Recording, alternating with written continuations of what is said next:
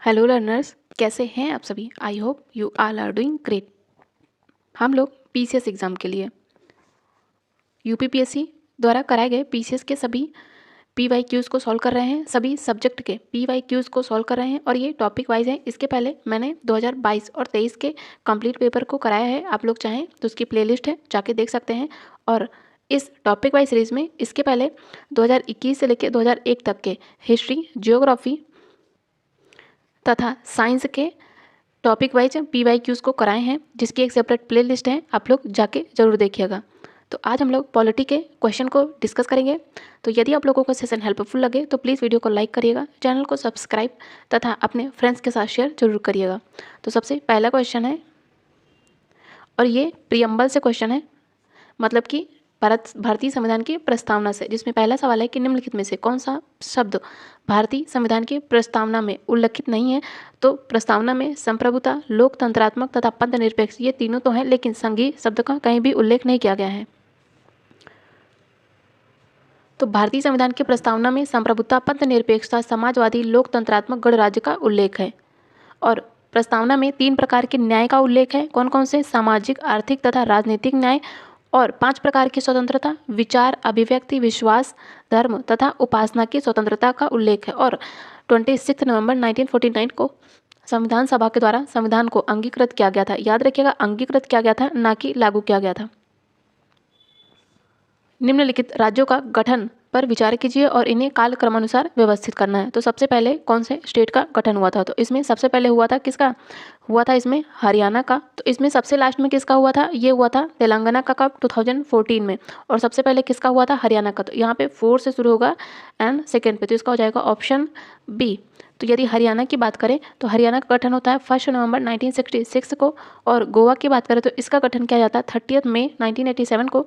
झारखंड का गठन किया जाता है 15 नवंबर 2000 को। और तेलंगाना का गठन किया जाता है 2 जून 2014 को। भारतीय संविधान के अंतर्गत निम्नलिखित में से कौन सा एक मौलिक कर्तव्य नहीं है? तो वैज्ञानिक दृष्टिकोण की भावना का विकास करना, सार्वजनिक संपत्ति की सुरक्षा करना तथा संविधान का पालन और इसके आदर्शों का सम्मान करना, ये तीनों तो मौलिक कर्तव्य हैं। लेकिन आम चुनावों में मतदान करना, ये मौलिक कर्तव्य नहीं है। तो इसका हो जाएगा ऑप्शन ए। यदि बात करें मौलिक कर्तव्यों की तो उन्हें भारतीय संविधान में स्वर्ण सिंह समिति की सिफारिश पर कब? 1976 में 42nd कॉन्स्टिट्यूशन अमेंडमेंट एक्ट के द्वारा भाग 4A में जोड़ा गया था। और प्रेजेंट में आर्टिकल 51 क्लॉज ए के तहत है। कितने मौलिक कर्तव्य हैं? 11 मौलिक कर्तव्य हैं। और 42nd अमेंडमेंट एक्ट के द्वारा 10 मौलिक कर्तव्य को जोड़ा गया था, लेकिन एक मौलिक कर्तव्य मतलब 11वें मौलिक कर्तव्य को 2002 में 86th अमेंडमेंट एक्ट के द्वारा जोड़ा गया था।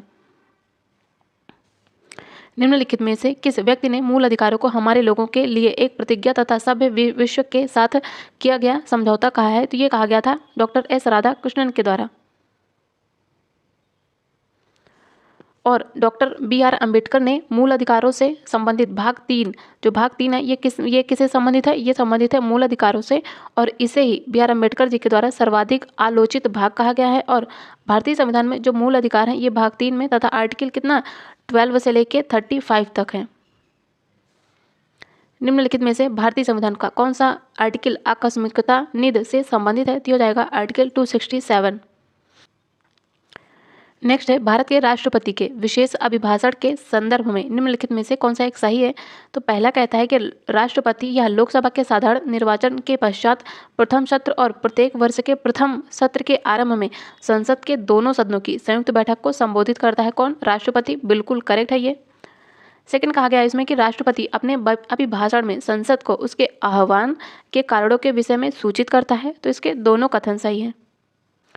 नेक्स्ट है, सूची 1 को सूची 2 से सुमेलित करना है। प्रमुख राज्य हैं और उनका राज्यसभा में कितना प्रतिनिधित्व है? तो राजस्थान का कितनी सीटें हैं? 10 सीटें हैं राज्यसभा में। गुजरात से राज्यसभा की सीटें कितनी हैं? 11 सीटें हैं। और कर्नाटक की बात करें तो कर्नाटक में है 12 सीटें। और पंजाब में है 7 सीटें। राज्यसभा की सीटें से पूछा जाता है क्वेश्चन, तो इसका मैंने एक सेपरेट वीडियो करा रखा है, आप लोग चाहे तो जाके देख सकते हैं। बहुत ही छोटा वीडियो है लेकिन बहुत ही इंपॉर्टेंट है। और राज्यसभा में सबसे ज़्यादा प्रतिनिधित्व है उत्तर प्रदेश से, कितनी है? 31 सीटें। तथा सबसे कम कहाँ से है? तो नागालैंड, मणिपुर, त्रिपुरा, पांडिचेरी, मिजोरम, मेघालय, अरुणाचल प्रदेश, सिक्किम तथा गोवा से। यहाँ पे कितनी सीटें हैं? ओनली 1 सीट है। नेक्स्ट है कथन और कारण से दिया है। कथन कहता है कि भारत में जो मंत्रिपरिषद है ये सामूहिक रूप से लोकसभा तथा राज्यसभा दोनों के प्रति उत्तरदायी होती है। तो ये गलत है, क्योंकि जो भारत में जो मंत्रिपरिषद है ये सिर्फ और सिर्फ लोकसभा के प्रति उत्तरदायी होती है, ना कि राज्यसभा के। तो इसका कथन तो गलत हो गया। कारण ये कहता है कि लोकसभा और राज्यसभा दोनों के सदस्य संघीय सरकार में मंत्री बनने की पात्रता रखते हैं। तो इसका कारण सही है, कथन गलत है।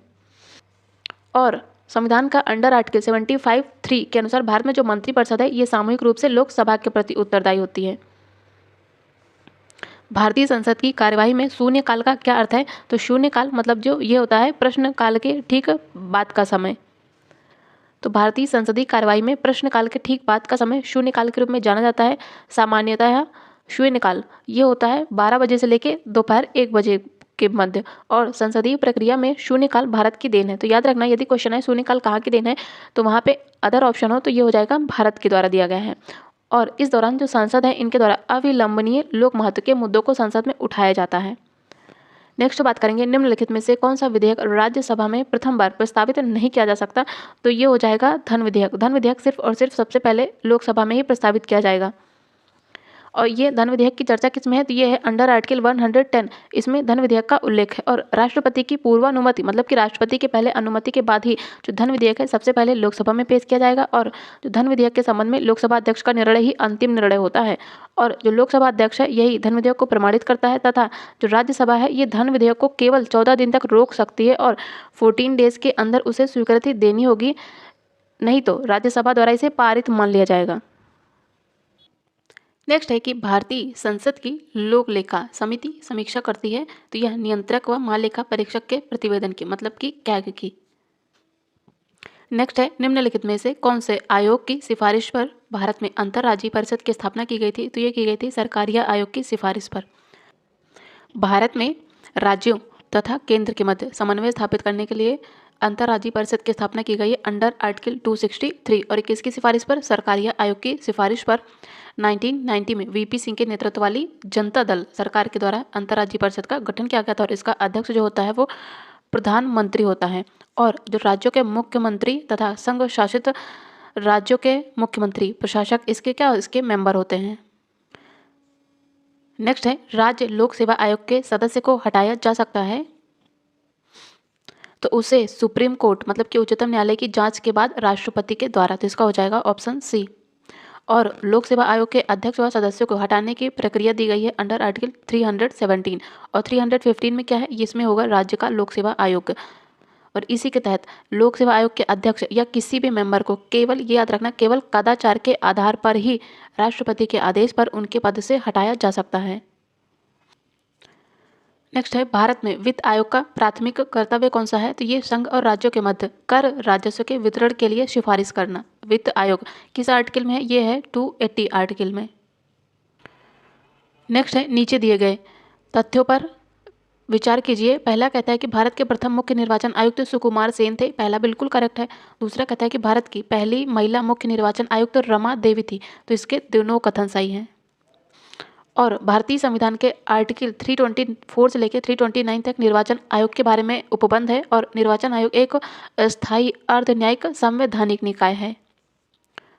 और जो निर्वाचन आयोग है यह संसद राज्य विधानमंडलों के प्रत्येक सदन के लिए तथा राष्ट्रपति और उपराष्ट्रपति पदों के लिए होने वाले जितने भी निर्वाचन है उनके अधीक्षण, निर्देशन तथा नियंत्रण करता है निर्वाचन आयोग। और इसकी स्थापना की जाती है 25 जनवरी 1950 को। और इसके पहले मुख्य निर्वाचन आयुक्त थे सुकुमार सेन तथा पहली महिला मुख्य निर्वाचन आयुक्त थी श्रीमती VS रमा देवी जो कि कार्यवाहक थी। और एक बात याद रखना कि SY कुरैशी ये भारत के प्रथम मुस्लिम मुख्य निर्वाचन आयुक्त थे। नेक्स्ट है कथन और कारण से दिया है। कथन कहता है कि वित्त आयोग के अध्यक्ष व सदस्यों की योग्यताओं का निर्धारण भारत का राष्ट्रपति करता है। अभी हम लोगों ने पीछे से डिस्कस किया कि इसका निर्धारण राष्ट्रपति नहीं कौन करता है? भारत की संसद करती है। तो पहला गलत हो गया। कारण कहता है कि अध्यक्ष व सदस्यों की नियुक्ति भारत के राष्ट्रपति के द्वारा होती है। तो इसका कारण सही है लेकिन कथन गलत है। नेक्स्ट है निम्नलिखित में से कौन भारत के प्रथम वित्त आयोग के अध्यक्ष थे? तो ये थे KC नियोगी। ये हम लोग अभी डिस्कस कर चुके हैं। भारत में आपदा प्रबंधन के लिए राष्ट्रीय आपदा प्रबंधन डिवीजन गृह मंत्रालय में एक नोडल डिवीजन है। राष्ट्रीय आपदा प्रबंधन प्राधिकरण का पदेन अध्यक्ष कौन होता है? तो ये होता है प्रधानमंत्री। नेक्स्ट है पंचायती राज पर निम्न समितियों पर विचार कीजिए और इन्हें काल क्रमानुसार व्यवस्थित करना है। तो इसमें अशोक मेहता समिति ये आई थी कब? 1977 में। एल.एम. सिंघवी समिति ये आई थी 1986 में। बी.आर. मेहता मतलब कि बलवंत राय मेहता, ये तो बहुत महत्वपूर्ण है, त्रिस्तरीय सुझाव दिया था इनके द्वारा, तो ये आई थी 1956-57 में। और जी.वी.के. राव ये आई थी 1985 में। तो इसमें सबसे पहले होगा बी.आर. मेहता, फिर होगा Ashok Mehta and then G V K. Rao and then L M. Singhvi सबसे लास्ट में। नेक्स्ट है निम्नलिखित में से कौन सा संविधान संशोधन अधिनियम जीएसटी मतलब कि वस्तु एवं सेवा कर नियमों के कार्यान्वयन के लिए आवश्यक प्रावधान करता है? ये हो जाएगा 101वां संशोधन अधिनियम। और 102वां संविधान संशोधन अधिनियम 2018 में पारित किया गया था, जो कि अन्य पिछड़ा वर्ग आयोग के गठन से संबंधित था। और 103 कॉन्स्टिट्यूशन अमेंडमेंट एक्ट 2019 में पारित किया गया था, जो कि आर्थिक रूप से कमजोर लोगों को 10% आरक्षण से संबंधित था। तथा 104 कॉन्स्टिट्यूशन अमेंडमेंट एक्ट 2019 में पारित किया गया था। इसमें लोकसभा और विधानसभाओं में अनुसूचित जातियों और जनजातियों के लिए आरक्षण की अवधि को 10 वर्ष के लिए और बढ़ाया गया है। निम्न में से कौन सा संशोधन अधिनियम के द्वारा मतदान की आयु को 21 से घटाकर 18 किया गया है? तो ये हो जाएगा 61वां संवैधानिक संशोधन अधिनियम 1988 में। तो यदि हम बात करें 66 कॉन्स्टिट्यूशन अमेंडमेंट एक्ट की, तो ये हुआ था 1990 में। और इसके द्वारा नवीं अनुसूची में विभिन्न राज्यों के 55 भू सुधार अधिनियम इसमें शामिल किए गए थे। और 62वां संविधान संशोधन अधिनियम 1989 में होता है। इसके द्वारा अनुसूचित जाति और अनुसूचित जनजाति को आरक्षण और लोकसभा में विधानसभा में आंग्ल भारतीयों को प्रतिनिधित्व में 10 वर्ष की और वृद्धि की जाती है, 2000 तक की जाती है, वर्ष 2000 तक। और 63rd अमेंडमेंट एक्ट 1989 में होता है। इसमें पंजाब में आपातकाल की व्यवस्था अन्य क्षेत्रों के समान की जाती है। नेक्स्ट है निम्न में से कौन सा एक सही नहीं है? तो प्रमुख विषय है और उनसे रिलेटेड आर्टिकल है। तो न्यायपालिका का कार्यपालिका से पृथक्करण ये है अंडर आर्टिकल 50, करेक्ट है ये तो। नेक्स्ट है अनुसूचित जातियों तथा जनजातियों के लिए शैक्षणिक व आर्थिक हितों की अभिवृद्धि, ये है अंडर आर्टिकल 46, ये भी करेक्ट है। सी कहता है कि सहकारी सोसाइटी का संवर्धन, ये अंडर आर्टिकल 43A नहीं है, क्योंकि इसके अंदर उद्योगों के भाग लेने में कर्मकारों की भूमिका, तो इसका ऑप्शन सी ही सही सुमेलित नहीं है। और अंडर आर्टिकल 40 ये संबंधित है ग्राम पंचायतों के गठन से और उन्हें स्वायत्त शासन की इकाइयों के रूप में कार्य करने के योग्य बनाना। तो यदि हम बात करें आर्टिकल 43 क्लॉज ए की, तो ये उद्योगों के प्रबंध में कर्मकारों के भाग लेने के संबंध में है। और आर्टिकल 43B इसके तहत राज्य को यह निर्देश दिया गया है कि वह सहकारी सोसाइटी मतलब कि सहकारी समिति के स्वैच्छिक गठन, स्वतंत्र संचालन, लोकतांत्रिक नियंत्रण तथा व्यवसायिक प्रबंध को प्रोत्साहित करे। और आर्टिकल 43B को 97 कॉन्स्टिट्यूशन अमेंडमेंट एक्ट 2011 के द्वारा जोड़ा गया था। नेक्स्ट है कथन दिया है कि क्या आप मुझे एक भी स्वतंत्र देश दिखा सकते हैं जहां पृथक मताधिकार हो? अंग्रेज जा चुके हैं परंतु वे शरारत छोड़ गए हैं। इस कथन को संविधान सभा के बहस में किसके द्वारा कहा गया था? तो ये कहा गया था सरदार वल्लभ भाई पटेल जी के द्वारा। नेक्स्ट है काल क्रमानुसार लगाना है। तो गोलकनाथवाद कब होता है? ये होता है 1967 में। केशवानंद भारतीवाद ये होता है 1973 में।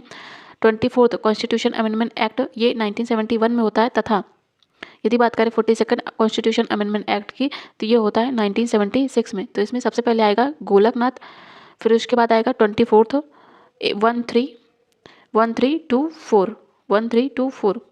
तो इसमें हो जाएगा ऑप्शन ए। नेक्स्ट है निम्नलिखित में से कौन सा एक युग्म सही नहीं है? तो मौलिक अधिकार का कहाँ से लिया गया है भारतीय संविधान में? तो ये लिया गया है यूएसए से, संयुक्त राज्य अमेरिका से। राज्य के नीति निर्देशक तत्व को लिया गया है आयरलैंड से, ये भी करेक्ट है। लेकिन केंद्र के अवशिष्ट शक्ति ये ऑस्ट्रेलिया से नहीं, ये लिया गया है कनाडा से। तो इसका ऑप्शन सी सही नहीं है। तथा आपातकालीन शक्तियाँ ये लिया गया है जर्मनी से। अब हम लोग 2020 के पॉलिटी के सभी MCQ को डिस्कस करेंगे, जिसमें पहला है कि संविधान के किस भाग में पंचायती राज व्यवस्था के संबंधी प्रावधान दिए गए हैं? तो ये है भाग 9 में। और भाग 9 का की बात करें तो ये संबंधित है नगर पालिका से। और पंचायतों की बात करें तो इसे 73rd अमेंडमेंट एक्ट के द्वारा भारतीय संविधान में शामिल किया गया था। तो भाग 9 संबंधित है पंचायत से, 9 का संबंधित है नगर पालिका से, भाग 6 ये संबंधित है राज्य से, और भाग 3 संबंधित है मौलिक अधिकारों से, तथा भाग 4 का संबंधित है मौलिक कर्तव्यों से। नेक्स्ट है भारतीय संघात्मक व्यवस्था में तृतीय तल कब जोड़ा गया था? तो ये जोड़ा गया था 1992 में। तो भारतीय संघात्मक व्यवस्था में तृतीय तल कौन सा है? पंचायत और नगर पंचायत मतलब कि नगर पालिका। इसे जोड़ा जाता है 73rd अमेंडमेंट एक्ट तथा 74th कॉन्स्टिट्यूशन अमेंडमेंट एक्ट के द्वारा 1992 में। और 1992 में इस संशोधन को लोकतांत्रिक विकेंद्रीकरण या फिर तृतीय तल के नाम से भी संबोधित किया गया। निम्नलिखित में से कौन सा एक सही सुमेलित नहीं है? पहला कहता है अंतर्राज्यीय परिषद, ये संबंधित है आर्टिकल 263 से, करेक्ट है। वित्त आयोग, इसकी व्यवस्था है अंडर आर्टिकल 280 में, और प्रशासनिक न्यायाधिकरण ये है आर्टिकल 323 का में। तो यदि बात करें 315 की, तो इसमें सिर्फ संघ लोक सेवा आयोग नहीं, इसमें संघ तथा राज्य के लिए लोक सेवा आयोग भी है। तो इसका ऑप्शन डी सही नहीं है। निम्नलिखित में से कौन सा एक सही सुमेलित नहीं है? मौलिक कर्तव्य ये है भाग 4A में, करेक्ट है। राज्य की व्यवस्था है भाग 6 में। तो यदि बात करें भारत के महान्यायवादी की, तो ये है भाग 5 में। तो इसका ऑप्शन सी ही सही नहीं है। और यदि बात करें राज्य तथा संघ के अधीन सेवाओं की, तो ये है भाग 14 में। तो इसका ऑप्शन सी सही नहीं है। नेक्स्ट है कथन और कारण दिया है। कथन कहता है कि भारतीय राजनीतिक व्यवस्था की प्रकृति में निरंतरता एवं परिवर्तन के तत्व मूर्त रूप से पाए जाते हैं। कथन सही है। और इसका कारण दिया है कि भारतीय राजनीतिक व्यवस्था में निम्न राजनीतिक कार्यशैलियों जैसे कि आधुनिक शैली, परंपरागत शैली तथा संत शैली के तत्व समाहित हैं। तो इसका कथन भी सही है, कारण भी सही है, और कारण कथन की व्याख्या भी कर रहा है। नेक्स्ट है कथन और कारण दिया है। कथन कहता है कि भारतीय संघात्मक व्यवस्था को अर्ध संघात्मक कहा जाता है। तो कथन सही है। कारण कहता है कि भारत में एक स्वतंत्र न्यायपालिका है जिसे न्यायिक पुनरीक्षण का अधिकार है। तो कारण भी सही है, लेकिन ये कारण इस कथन की व्याख्या नहीं कर रहा है। भारत की संविधान सभा ने निम्नलिखित में से किस तिथि को राष्ट्रीय ध्वज को अपनाया था? तो ये हो जाएगा 22 जुलाई 1947 को। तो इसी के बाद 15 अगस्त 1947 को यह भारत का राष्ट्रीय ध्वज बनता है। निम्नलिखित में से कौन सा संविधान के आर्टिकल 3 के तहत संविधान संसद के एक कानून के द्वारा संभव नहीं है? तो आर्टिकल 3 के तहत नए राज्य का गठन किया जा सकता है, राज्य के क्षेत्रों में परिवर्तन किया जा सकता है, राज्य की सीमाओं में भी परिवर्तन किया जा सकता है, लेकिन नए राज्यों का प्रवेश संभव नहीं है। तो इसका हो जाएगा ऑप्शन डी। तो यदि हम बात करें नए राज्यों के प्रवेश या स्थापना की, तो ये है आर्टिकल 2 ना कि आर्टिकल 3 के तहत। तो इसीलिए ऑप्शन डी गलत हो जाएगा। नेक्स्ट है भारतीय संविधान के कौन से अनुच्छेद नागरिकता से संबंधित है? तो संविधान के भाग 2 में आर्टिकल 5 से लेकर 11 तक ये संबंधित है नागरिकता से। निम्नलिखित में से कौन सा एक सही सुमेलित नहीं है? आर्टिकल 39A बात करता है सामान्य न्याय एवं निःशुल्क विधिक सहायता से, करेक्ट है ये। आर्टिकल 40 बात करता है ग्राम पंचायतों के गठन से, और आर्टिकल 44 बात करता है समान नागरिक संहिता से, तथा आर्टिकल 48 यह न्यायपालिका का कार्यपालिका से पृथककरण से संबंधित नहीं है, ये संबंधित है कृषि एवं पशुपालन के संगठन से, तथा न्यायपालिका का कार्यपालिका से पृथककरण ये है अंडर आर्टिकल 50। तो इसका ऑप्शन डी करेक्ट नहीं है। नेक्स्ट है निम्नलिखित में से कौन से पदाधिकारियों को हटाने में संसद की भूमिका नहीं होती है? तो सुप्रीम हाई कोर्ट के न्यायाधीश को हटाने में तो होती है, सुप्रीम कोर्ट के न्यायाधीश को भी हटाने में होती है, और भारत का जो नियंत्रक और महालेखा परीक्षक है इसको भी हटाने में संसद की भूमिका होती है, लेकिन संघ लोक सेवा आयोग के अध्यक्ष को हटाने में संसद की भूमिका नहीं होती। तो इसका हो जाएगा ऑप्शन सी। तो सुप्रीम कोर्ट के न्यायाधीश को हटाने की प्रक्रिया का उल्लेख है संविधान के आर्टिकल 124 क्लॉज 4 में, और हाई कोर्ट के न्यायाधीश को हटाने के लिए है आर्टिकल 270 क्लॉज 1। और सुप्रीम कोर्ट तथा हाई कोर्ट के किसी भी न्यायाधीश को हटाने की प्रक्रिया शुरू करने के लिए प्रस्ताव लोकसभा के कम से कम कितने 100 सदस्यों या राज्यसभा के 50 सदस्यों के द्वारा पेश किया जाता है। और किसी भी न्यायाधीश को तब तक नहीं हटाया जा सकता जब तक कि साबित कदाचार या असमर्थता के आधार पर उसे हटाए जाने के लिए संसद के प्रत्येक सदन द्वारा अपनी कुल सदस्य संख्या के बहुमत के द्वारा उपस्थित और मत देने वाले सदस्यों के कम से कम 2/3 बहुमत द्वारा समर्थित जो प्रतिवेदन है वो राष्ट्रपति के समक्ष उसी सत्र में रखे जाने पर राष्ट्रपति ने आदेश नहीं दिया है। और जो भारत का नियंत्रक और महालेखा परीक्षक है इसे हटाने की प्रक्रिया एकदम सुप्रीम कोर्ट के न्यायाधीश के हटाने की प्रक्रिया के समान है, तथा लोक सेवा आयोग के अध्यक्ष को हटाने की प्रक्रिया का उल्लेख है 317 में, और इसी के साथ ही संघ लोक सेवा आयोग के अध्यक्ष या किसी सदस्य को केवल कदाचार के आधार पर सुप्रीम कोर्ट की सिफारिश पर संसद के द्वारा नहीं, ये राष्ट्रपति के आदेश से हटाया जा सकता है। भारतीय संसद की सबसे बड़ी समिति कौन सी है? तो ये हो जाएगी प्राक्कलन समिति। और प्राक्कलन समिति का गठन जॉन मथाई समिति की सिफारिश पर 1950 में हुआ था। इसमें मूलतः 25 मेंबर थे, लेकिन 1956 में इसके सदस्यों की संख्या बढ़ाकर कितनी कर दी गई है? 30, और ये 30 के 30 मेंबर लोकसभा से आते हैं। नेक्स्ट है भारत में महान्यायवादी के संबंध में निम्नलिखित कथनों पर विचार कीजिए। पहला कहता है कि राष्ट्रपति किसी ऐसे व्यक्ति की नियुक्ति करेगा जो सुप्रीम कोर्ट के न्यायाधीश के रूप में नियुक्ति के लिए अर्ह होगा, तो इसका पहला सही है। नेक्स्ट है महान्यायवादी इतना पारिश्रमिक प्राप्त करेगा जो संसद अवधारित करे, तो इसका दूसरा गलत है, पहला केवल सही है। तो यदि बात करें महान्यायवादी की, तो ये है भाग 5 में अंडर आर्टिकल 76 और इसकी नियुक्ति राष्ट्रपति के द्वारा होती है। और महान्यायवादी राष्ट्रपति के प्रसाद पर्यंत पद धारण करता है और राष्ट्रपति द्वारा निर्धारित यह पारिश्रमिक भी प्राप्त करता है, न कि संसद द्वारा। निम्नलिखित में से किस पर गतिरोध दूर करने हेतु लोकसभा और राज्यसभा की संयुक्त बैठक हो सकती है, तो हो जाएगा सामान्य विधेयक पर। और संयुक्त अधिवेशन का प्रावधान है अंडर आर्टिकल 108। इसे बुलाता कौन है, तो ये राष्ट्रपति के द्वारा बुलाई जाती है, लेकिन इसकी अध्यक्षता की जाती है लोकसभा के अध्यक्ष के द्वारा। नेक्स्ट है सूची 1 को सूची 2 से सुमेलित करना है। आर्टिकल 61 ये बात करता है राष्ट्रपति पर महाभियोग से। आर्टिकल 67 ख बात करता है उपराष्ट्रपति को हटाने से। आर्टिकल 94 बात करता है स्पीकर को हटाने से, तथा आर्टिकल 90 बात करता है राज्यसभा के उपसभापति को हटाने से। राज्यों में मुख्यमंत्री सहित मंत्रिपरिषद में मंत्रियों की न्यूनतम संख्या कितनी हो सकती है, तो ये हो सकती है 12। तो राज्यों में मुख्यमंत्री सहित मंत्रियों की अधिकतम संख्या विधानसभा की कुल सदस्य संख्या के 15% से अधिक नहीं होगी। और राज्यों में मुख्यमंत्री सहित मंत्रियों की न्यूनतम संख्या 12 से कम नहीं होगी। इसे 91st अमेंडमेंट एक्ट 2003 के द्वारा जोड़ा गया था और इसी के तहत ही केंद्रीय मंत्रिपरिषद के सदस्यों की कुल संख्या लोकसभा की कुल संख्या का 15% निर्धारित किया गया था। भारतीय संविधान का कौन सा अनुच्छेद केंद्रीय सतर्कता आयोग का वर्णन करता है, तो यदि बात करें सतर्कता आयोग की, तो इसे संसद के द्वारा केंद्रीय सतर्कता आयोग अधिनियम 2003 के द्वारा सांविधिक दर्जा दिया गया, ना कि संवैधानिक। तो इसीलिए इसका किसी भी आर्टिकल में वर्णन नहीं है सतर्कता आयोग की, तो इसमें हो जाएगा none of the above, option D is correct. तो सतर्कता आयोग की बात करें तो यह केंद्रीय सरकार के अंतर्गत सभी सतर्कता गतिविधियों की निगरानी करता है और सतर्कता आयोग सरकार के द्वारा 1964 में के संस्थानम की अध्यक्षता वाली भ्रष्टाचार निरोधक समिति की सिफारिश पर स्थापित किया गया था और संसद के द्वारा अधिनियमित केंद्रीय सतर्कता आयोग अधिनियम 2003 के द्वारा इसे सांविधिक दर्जा प्रदान किया गया है। और यह आयोग जो है भ्रष्टाचार की जांच करने की शक्ति रखता है। यदि बात करें आर्टिकल 280 की, तो ये संबंधित है वित्त आयोग से।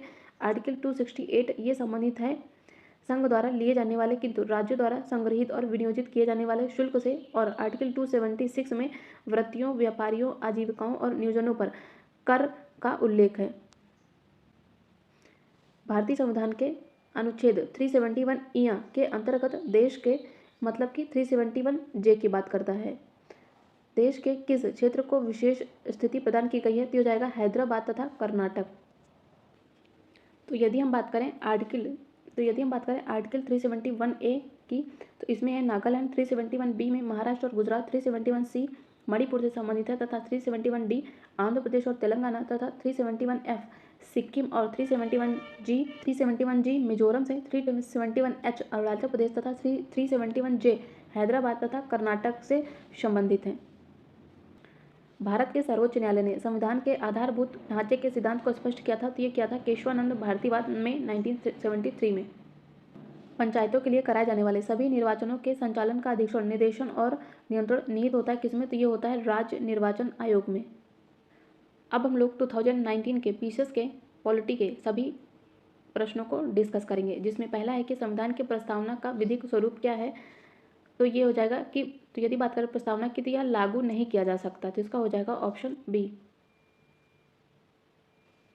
तो संविधान की प्रस्तावना का विधिक स्वरूप लागू नहीं किया जा सकता है। और सुप्रीम कोर्ट ने बेरूबारीवाद में 1960 में प्रस्तावना को संविधान का अंग नहीं माना था, लेकिन केशवानंद भारतीवाद 1973 में प्रस्तावना को संविधान का अभिन्न अंग माना गया था।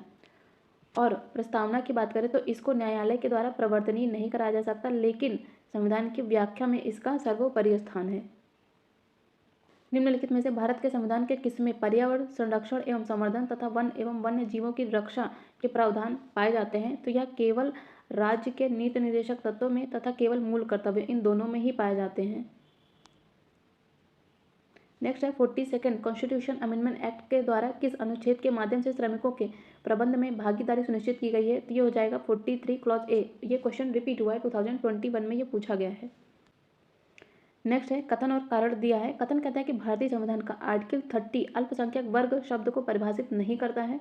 कथन बिल्कुल सही। उसका कारण कहता है कि संविधान केवल भाषाई धार्मिक अल्पसंख्यक वर्ग को मान्यता प्रदान करता है, तो इसका कारण सही है, लेकिन ये कारण इस कथन की व्याख्या नहीं कर रहा है।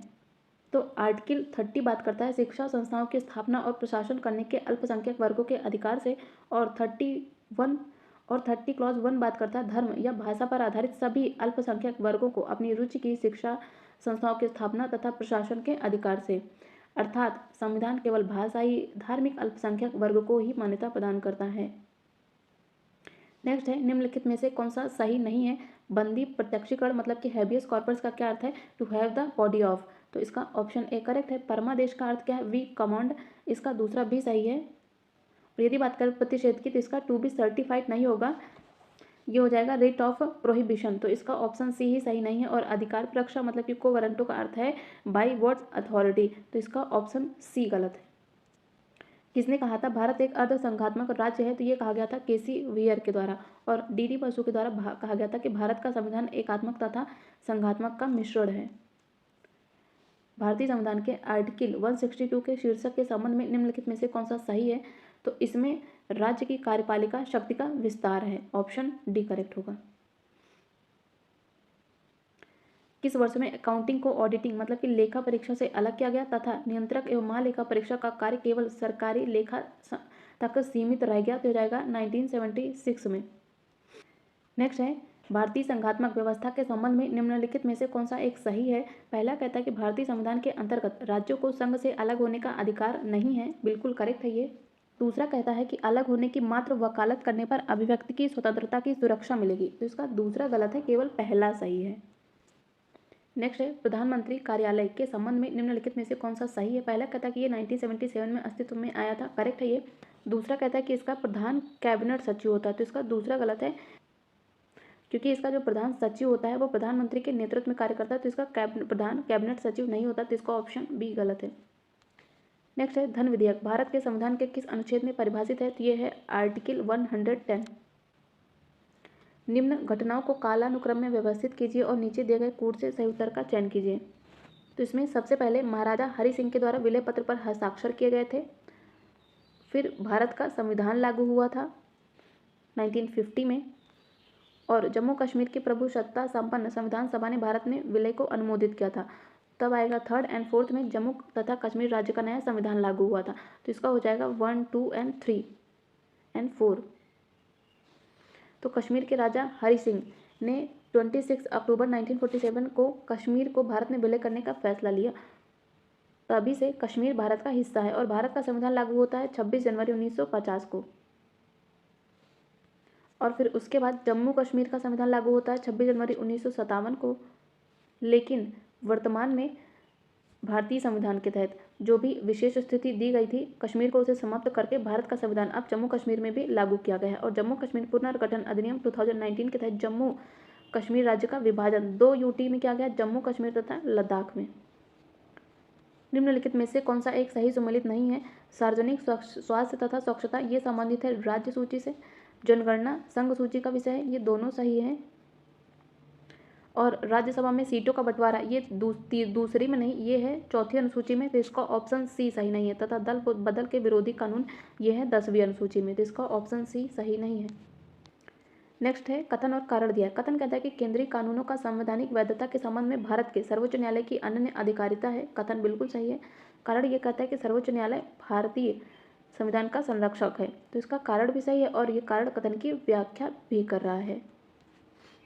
पंचायतों के संबंध में निम्नलिखित में से कौन सा एक सही है। 50% सीटें अनुसूचित जाति अनुसूचित जनजाति की महिलाओं के लिए आरक्षित हैं, तो इसका पहला गलत है। दूसरा कहता है कि ग्राम सभा एक निकाय है जिसमें लोगों के रहने वाले सभी लोग होते हैं, तो इसका दूसरा भी गलत है। तीसरा कहता है कि मध्यवर्ती स्तर पर एक पंचायत होगी, तो इसका सिर्फ और सिर्फ तीसरा सही है। तो प्रधानमंत्री नरसिम्हा राव के कार्यकाल में 1992 में पारित किया गया था 73rd and 74th constitution amendment act. तो 73rd के तहत पंचायतों को तथा 74th के तहत नगर पालिकाओं को संवैधानिक दर्जा दिया गया। और संविधान के भाग 9 में आर्टिकल 243 क से लेकर 243 न तक पंचायतों का तथा 243 ख के द्वारा राज्य में त्रिस्तरीय पंचायती व्यवस्था का प्रावधान किया गया, जिसमें 3 स्तर होंगे, ग्राम स्तर पर ग्राम पंचायत, मध्यवर्ती स्तर पर पंचायत समिति तथा जिला स्तर पर जिला पंचायत। और प्रत्येक ग्राम पंचायत में एक ग्राम सभा होगी जिसके सदस्य पंचायत क्षेत्र की मतदाता सूची में दर्ज सभी व्यक्ति होंगे। और पंचायतों में महिलाओं के लिए 1/3 सीटों का आरक्षण है, ना कि 50%। भारत में पंचायती राज दिवस कब मनाया जाता है? तो ये 24 अप्रैल को मनाया जाता है। भारतीय संविधान के 11वीं अनुसूची में कितने विषय हैं? तो ये हैं 29 विषय। किससे संबंधित है 11वीं अनुसूची? ये संबंधित है पंचायतों से। ये हम लोग कई बार डिस्कस कर चुके हैं। भारतीय संविधान की 6ठी अनुसूची के प्रावधान निम्नलिखित में से किस राज्य में लागू होते हैं? तो ये होते हैं त्रिपुरा में। तो भारतीय संविधान की 6ठी अनुसूची में असम, मेघालय, त्रिपुरा और मिजोरम राज्यों के जनजाति क्षेत्रों के प्रशासन के बारे में उपबंध किया गया है। अब हम लोग 2018 के पीसीएस के पॉलिटी के सभी प्रश्नों को डिस्कस करेंगे, जिसमें पहला है भारत के संविधान की प्रस्तावना में कितने प्रकार के न्याय, कितने प्रकार की स्वतंत्रता, समानता एवं भ्रातृत्व का उल्लेख किया गया है? तो इसमें क्या क्या है? 3 प्रकार के न्याय का, 5 प्रकार की स्वतंत्रता और 2 प्रकार का समानता तथा 1 प्रकार के भ्रातृत्व का। तो इसका हो जाएगा 3, 5, 2, 1। ये क्वेश्चन रिपीटेड भी है। तो भारतीय संविधान की प्रस्तावना में 2 प्रकार की समानता, प्रतिष्ठा तथा अवसर की समानता, 3 प्रकार के न्याय, सामाजिक, आर्थिक तथा राजनैतिक और 5 प्रकार की स्वतंत्रता, विचार, अभिव्यक्ति, विश्वास, धर्म और उपासना की स्वतंत्रता तथा 1 प्रकार के बंधुत्व का उल्लेख है। सर्वप्रथम संसदात्मक सरकार किस देश में आरंभ किया गया था? तो ये किया गया था ग्रेट ब्रिटेन में। भारत की संविधान सभा की अंतिम बैठक की सही तिथि क्या है? तो ये हो जाएगी 24 जनवरी 1950 को भारतीय संविधान सभा की अंतिम बैठक होती है और 26 जनवरी 1950 को हमारा संविधान बनकर तैयार हो जाता और 26 जनवरी 1950 को संविधान लागू होता है। तो कैबिनेट मिशन आता है 1946 में। इसके प्रस्तावों के अंतर्गत भारतीय संविधान सभा का प्रतिनिधिक निर्वाचक के आधार पर गठन किया गया था और 9 दिसंबर 1946 को संविधान सभा की पहली बैठक होती है। भारत के संविधान के किस भाग में नागरिकता से संबंधित प्रावधान है? तो ये है भाग 2 में आर्टिकल 5 से लेकर 11 तक। और यदि बात करें भाग 1 की, तो ये संबंधित है संघ और उसके राज्य क्षेत्र से, और भाग 7 संबंधित है पहली अनुसूची के भाग ख के राज्य से, जो कि अभी निरसित हो गया है, और भाग 9 संबंधित है पंचायतों से तथा भाग 9 क संबंधित है नगर पालिका से। राज्य के नीति निर्देशक तत्व सहज अध्ययन के लिए निम्न में से कौन से भागों में विभाजित किए जा सकते हैं? तो इन्हें समाजवादी, उदार बौद्धिकतावादी तथा गांधीवादी, इन सभी में विभाजित किया जा सकता है। और यदि हम बात करें राज्य के नीति निर्देशक तत्वों की, तो ये लिए कहाँ से गए हैं? तो ये लिए गए हैं आयरलैंड से। निम्नलिखित में से किसके संबंध में राज्यसभा का अनन्य अधिकार है?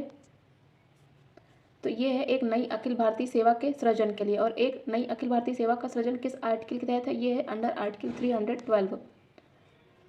तो आर्टिकल 312 के अंतर्गत यदि राज्यसभा ने उपस्थित और मत देने वाले सदस्यों में से कम 2/3 सदस्यों द्वारा समर्थित संकल्प द्वारा यह घोषित किया कि राष्ट्रीय हित में ऐसा करना आवश्यक या समीचीन है, तो संसद विधि द्वारा संघ और राज्यों के लिए सम्मिलित या एक से अधिक अखिल भारतीय सेवाओं के, जिसके अंतर अखिल भारतीय न्यायिक सेवा भी शामिल है, तो अखिल भारतीय सेवाओं के सृजन के लिए उपबंध कर सकेगी, और इसके अंतर्गत अखिल भारतीय न्यायिक सेवा भी शामिल है।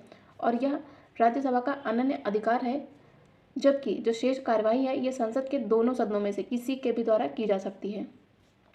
बिना अनुमति के कितने दिन संसद से अनुपस्थित रहने पर किसी सांसद को अयोग्य घोषित किया जा सकता है? तो हो जाएगा 60 डेज। निम्नलिखित में से किसे भंग नहीं किया जा सकता पर समाप्त किया जा सकता है? तो हो जाएगा विधान परिषद। तो संविधान के अनुच्छेद 169 में राज्यों में विधान परिषद के गठन एवं विघटन की व्यवस्था है, और संसद एक विधान परिषद को विघटित कर सकती है और इसका गठन भी कर सकती है।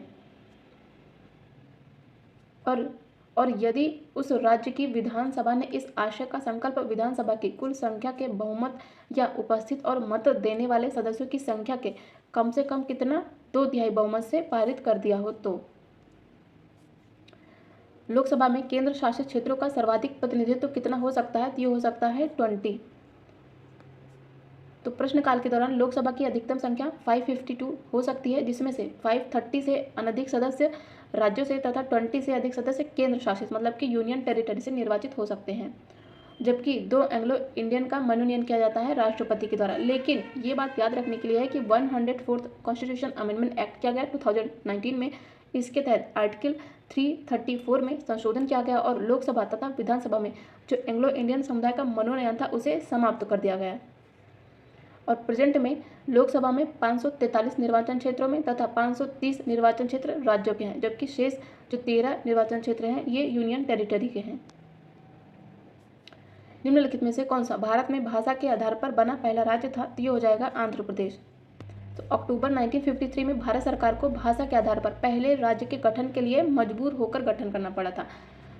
कब? जब मद्रास से तेलुगु भाषी क्षेत्र को अलग करके आंध्र प्रदेश का गठन किया जाता है। और इसके तहत बहुत ही लंबा आंदोलन भी होता है और इसके तहत 56 डेज की भूख हड़ताल के बाद एक कांग्रेसी कार्यकर्ता थे पोट्टी श्री रामुलु का निधन भी हो जाता है। और इसी के बाद 1 अक्टूबर 1953 को आंध्र प्रदेश एक स्वतंत्र भारत में भाषा के आधार पर गठित होने वाला पहला राज्य होता है। सरकारिया आयोग की संस्तुतियां निम्नलिखित में से किससे संबंधित है? तो ये संबंधित है केंद्र राज्य संबंध से। तो 1983 में केंद्र सरकार द्वारा सुप्रीम कोर्ट के सेवानिवृत्त न्यायाधीश होते हैं RS सरकारिया और इनकी अध्यक्षता में केंद्र राज्य संबंधों पर सुझाव देने के लिए एक 3 सदस्यीय आयोग का गठन किया जाता है और इसमें V Sivaraman, doctor SR Sen 2 सदस्य भी थे। भारतीय न्यायिक व्यवस्था में जब जनहित याचिका मतलब कि PIL को शामिल किया गया उस समय भारत के मुख्य न्यायाधीश कौन थे? तो ये थे PN भगवती। और यदि बात करें जनहित याचिका की तो इसकी अवधारणा और उत्पत्ति और विकास ये अमेरिका में होते हैं 1960 के दशक में। 1979 में सुप्रीम कोर्ट के न्यायाधीश होते हैं PN भगवती द्वारा हुसैन नारा खातूनवाद में जनहित याचिका स्वीकार करी थी। और जनहित याचिका के तहत जो नागरिक समाज का कोई भी व्यक्ति या समूह जनहित के मामलों में न्यायिक उपचार प्राप्त करने के लिए न्यायालय की शरण ले सकता है। भारतीय संविधान में भारत की आधिकारिक भाषा से जुड़े प्रावधानों में संसद संशोधन कर सकती है तो यह अपने सदस्यों के साधारण बहुमत के द्वारा संशोधन कर सकती है। तो संसद के अनेक उपबंध संसद के दोनों सदनों के द्वारा साधारण बहुमत से संशोधित किए जा सकते हैं और ये व्यवस्थाएं आर्टिकल 367 की सीमा से परे है। तो इन व्यवस्थाओं में कुछ इस प्रकार है। तो इन व्यवस्थाओं की बात करें तो इनमें आते हैं नए राज्यों का प्रवेश या गठन, नए राज्यों के निर्माण और उसके क्षेत्र सीमाओं या संबंधित राज्यों के नामों का परिवर्तन, राज्य विधान परिषद का निर्माण या उसकी समाप्ति, राजभाषा या आधिकारिक भाषा के प्रयोग से संबंधित प्रावधान तथा 5वीं और 6ठी अनुसूची से संबंधित प्रावधान। निम्नलिखित करों में से कौन सा कर ग्राम पंचायतों के द्वारा लगाया जाता है? तो स्थानीय मेलों पर कर ये ग्राम पंचायत के द्वारा लगाया जाता है। तो स्थानीय मेलों पर कर ग्राम पंचायत के द्वारा लगाया जाता है। संविधान के अनुसूची 11 में आर्टिकल 243 6 में 29 विषयों का उल्लेख है जो कि पंचायतों से संबंधित है। अब हम लोग 2017 के PCS के पॉलिटी के सभी प्रश्नों को डिस्कस करेंगे जिसमें पहला कहता है कि भारतीय संविधान में राज्यों का संघ इसकी संकल्पना को प्राप्त किया गया था कहाँ से? तो ये लिया गया है ब्रिटिश नॉर्थ अमेरिका एक्ट से। तो भारतीय संविधान में राज्यों का संघ इसकी संकल्पना ली जाती है ब्रिटिश नॉर्थ अमेरिका एक्ट जो कि कनाडा है, कनाडा से लिया गया है बेसिकली। और भारतीय संविधान के आर्टिकल 1 क्लॉज 1 में भारत राज्यों का संघ होगा और जबकि अमेरिका के संविधान में संघ की जगह फेडरेशन की व्यवस्था है। और भारतीय संविधान में दूसरे देशों के संविधान से बहुत कुछ लिया गया है, इसीलिए भारतीय संविधान को उधार का थैला भी कहा गया है। नेक्स्ट है कथन और कारण से रिलेटेड है। कथन कहता है कि भारत एक लोकतांत्रिक देश है, करेक्ट है। इसका कारण ये है कि भारत का अपना एक संविधान है, कारण सही है, लेकिन भारत का अपना संविधान है इसलिए भारत लोकतांत्रिक नहीं है। तो इसकी व्याख्या सही नहीं है, कथन और कारण दोनों सही। निम्नलिखित में से कौन संविधान के आर्टिकल 21 के दायरे में नहीं आता है? तो इसमें एक चिकित्सक के द्वारा घायल को चिकित्सीय सहायता देना भी आता है, कार्यस्थल पर महिलाओं का लैंगिक उत्पीड़न भी शामिल है तथा पानी की गुणवत्ता को दूषित करना भी शामिल है, लेकिन आर्टिकल 21 में मृत्युदंड नहीं शामिल। तो इसका हो जाएगा ऑप्शन डी। भारत एवं अमेरिका की राजनीतिक व्यवस्थाओं के बीच निम्नलिखित में से कौन सी विशेषताएं समान हैं? तो इसमें राष्ट्रपति के पास पॉकेट वीटो की शक्ति ये भारत और अमेरिका दोनों में समान व्यवस्था है। तो इसका हो जाएगा only C, option A is the right option. यदि बात करें भारत और अमेरिका की तो यहाँ की राजनीतिक व्यवस्था में कुछ समानता है लेकिन कुछ असमानता भी है। भारत में अवशिष्ट शक्तियाँ केंद्र के पास है तो अमेरिका राजनीतिक व्यवस्था में अवशिष्ट शक्तियाँ राज्यों में निहित हैं। भारत में उच्च सदन में कुछ सदस्य राष्ट्रपति के द्वारा मनोनीत किए जाते हैं जबकि अमेरिका में ऐसा नहीं है। और यहाँ पे समानताएं कैसी हैं कि भारत और अमेरिका में संघीय व्यवस्था है, न्यायिक पुनर्विलोकन की व्यवस्था है, राष्ट्रपति की पॉकेट वीटो की शक्ति, राष्ट्रपति के सेनाओं का सर्वोच्च कमांडर होना, ये सभी समानताएं हैं। लोकसभा का अधिवेशन गठित करने हेतु गण पूर्ति मतलब कि कोरम कितना होता है? तो ये होता है सदन के सदस्यों की कुल संख्या का 10वां भाग मतलब कि 1/10। नेक्स्ट है सूची 1 को सूची 2 से सम्मिलित करना है। प्रमुख राज्य और राज्यसभा के सदस्यों की संख्या। तो गुजरात में कितने हैं? 11 सदस्य हैं। कर्नाटक में कितने हैं? 12 मेंबर हैं। केरल में अगेन 9 मेंबर हैं और ओडिशा में कितने हैं? 10 मेंबर हैं। ये क्वेश्चन भी रिपीटेड है। नेक्स्ट है प्रोटेम स्पीकर। सामान्यतः किसे नियुक्त किया जाता है? तो ये नवनिर्वाचित लोकसभा के वरिष्ठतम सदस्यों में से एक को ही प्रोटेम स्पीकर नियुक्त किया जाता है। और इसकी नियुक्ति किसके द्वारा होती है? तो ये नियुक्त किया जाता है राष्ट्रपति के द्वारा। तो ये भी याद रखेंगे।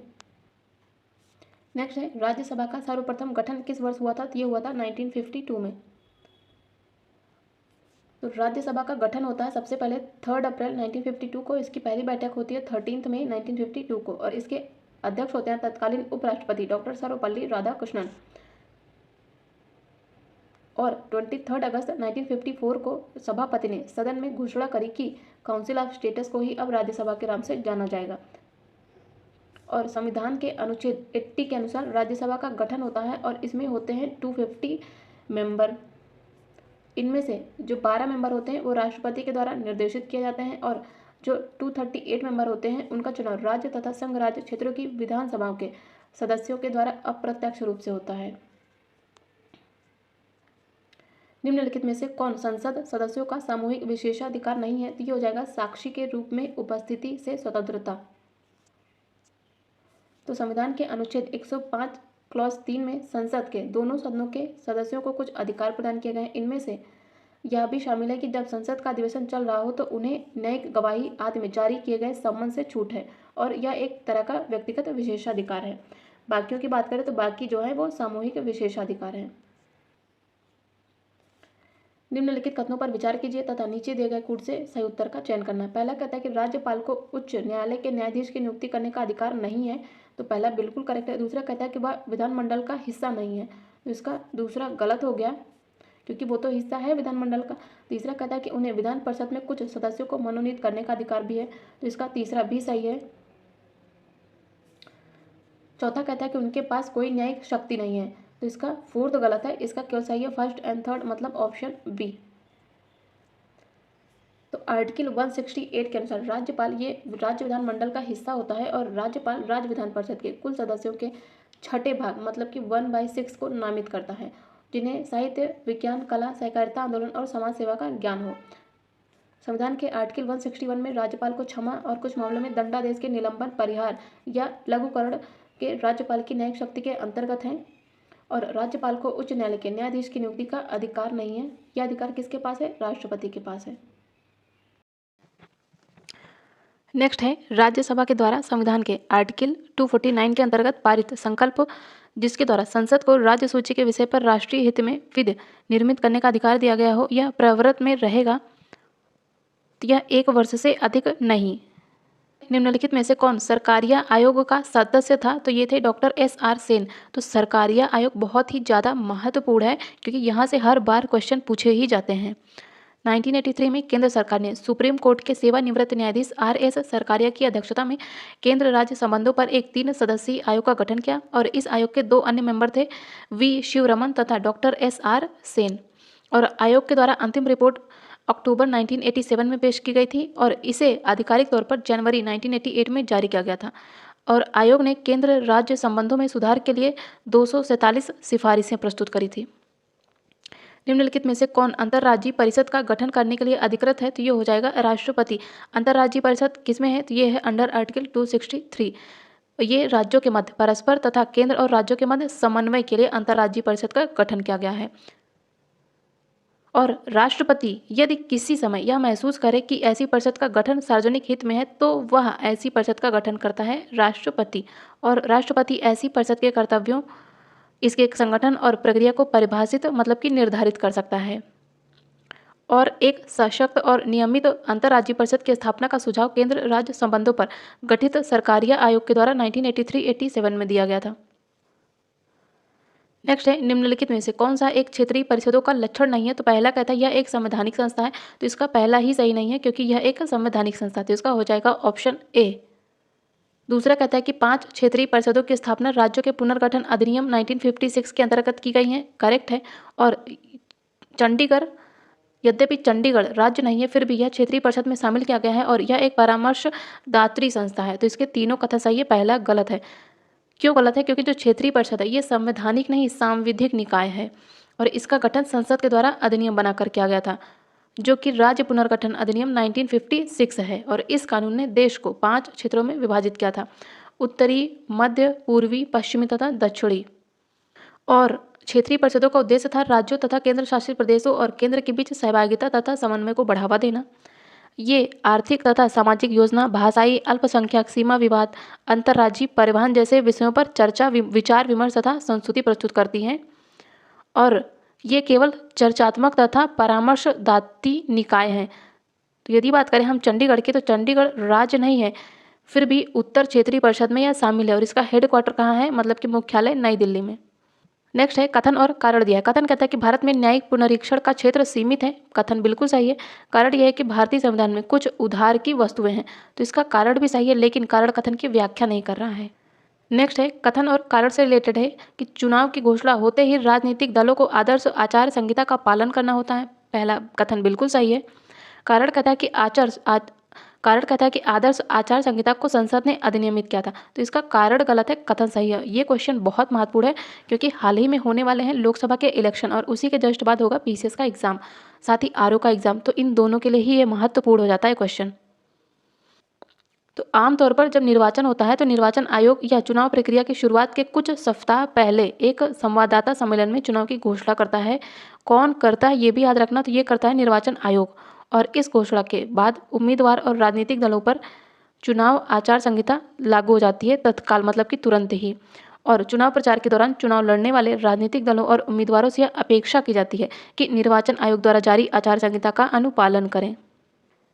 नेक्स्ट है सूची 1 को सूची 2 से सुमेलित करना है। 38th कॉन्स्टिट्यूशन अमेंडमेंट एक्ट ये संबंधित है न्यायिक पुनरीक्षण शक्ति के परिसीमन से। 44th अमेंडमेंट एक्ट ये संबंधित है संपत्ति के अधिकार को हटाकर इसे मौलिक अधिकार से हटा दिया गया, तो ये संबंधित है संपत्ति के अधिकार को मौलिक अधिकार से हटा दिया गया था। 61st अमेंडमेंट एक्ट मताधिकार की आयु 21 से 18 की जाती है।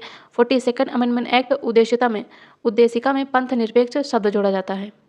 नेक्स्ट है भारतीय संविधान की तीसरी अनुसूची में निम्न में से क्या उपबंधित है। तो पहला कहता है कि संघ के मंत्री के लिए पद की शपथ का प्रारूप है तीसरी अनुसूची में, पहला बिल्कुल सही है। दूसरा कहता है कि सुप्रीम कोर्ट के मुख्य न्यायाधीश द्वारा ली जाने वाली शपथ का प्रारूप है, तो दूसरा भी सही है। तीसरा कहता है कि भारत के राष्ट्रपति के लिए शपथ का प्रारूप, तो इसमें राष्ट्रपति के लिए नहीं है, तो तीसरा गलत हो जाएगा। चौथा कहता है कि संसद के सदस्य द्वारा ली जाने वाली शपथ का प्रारूप, तो इसका सही होगा 1, 2 और 4।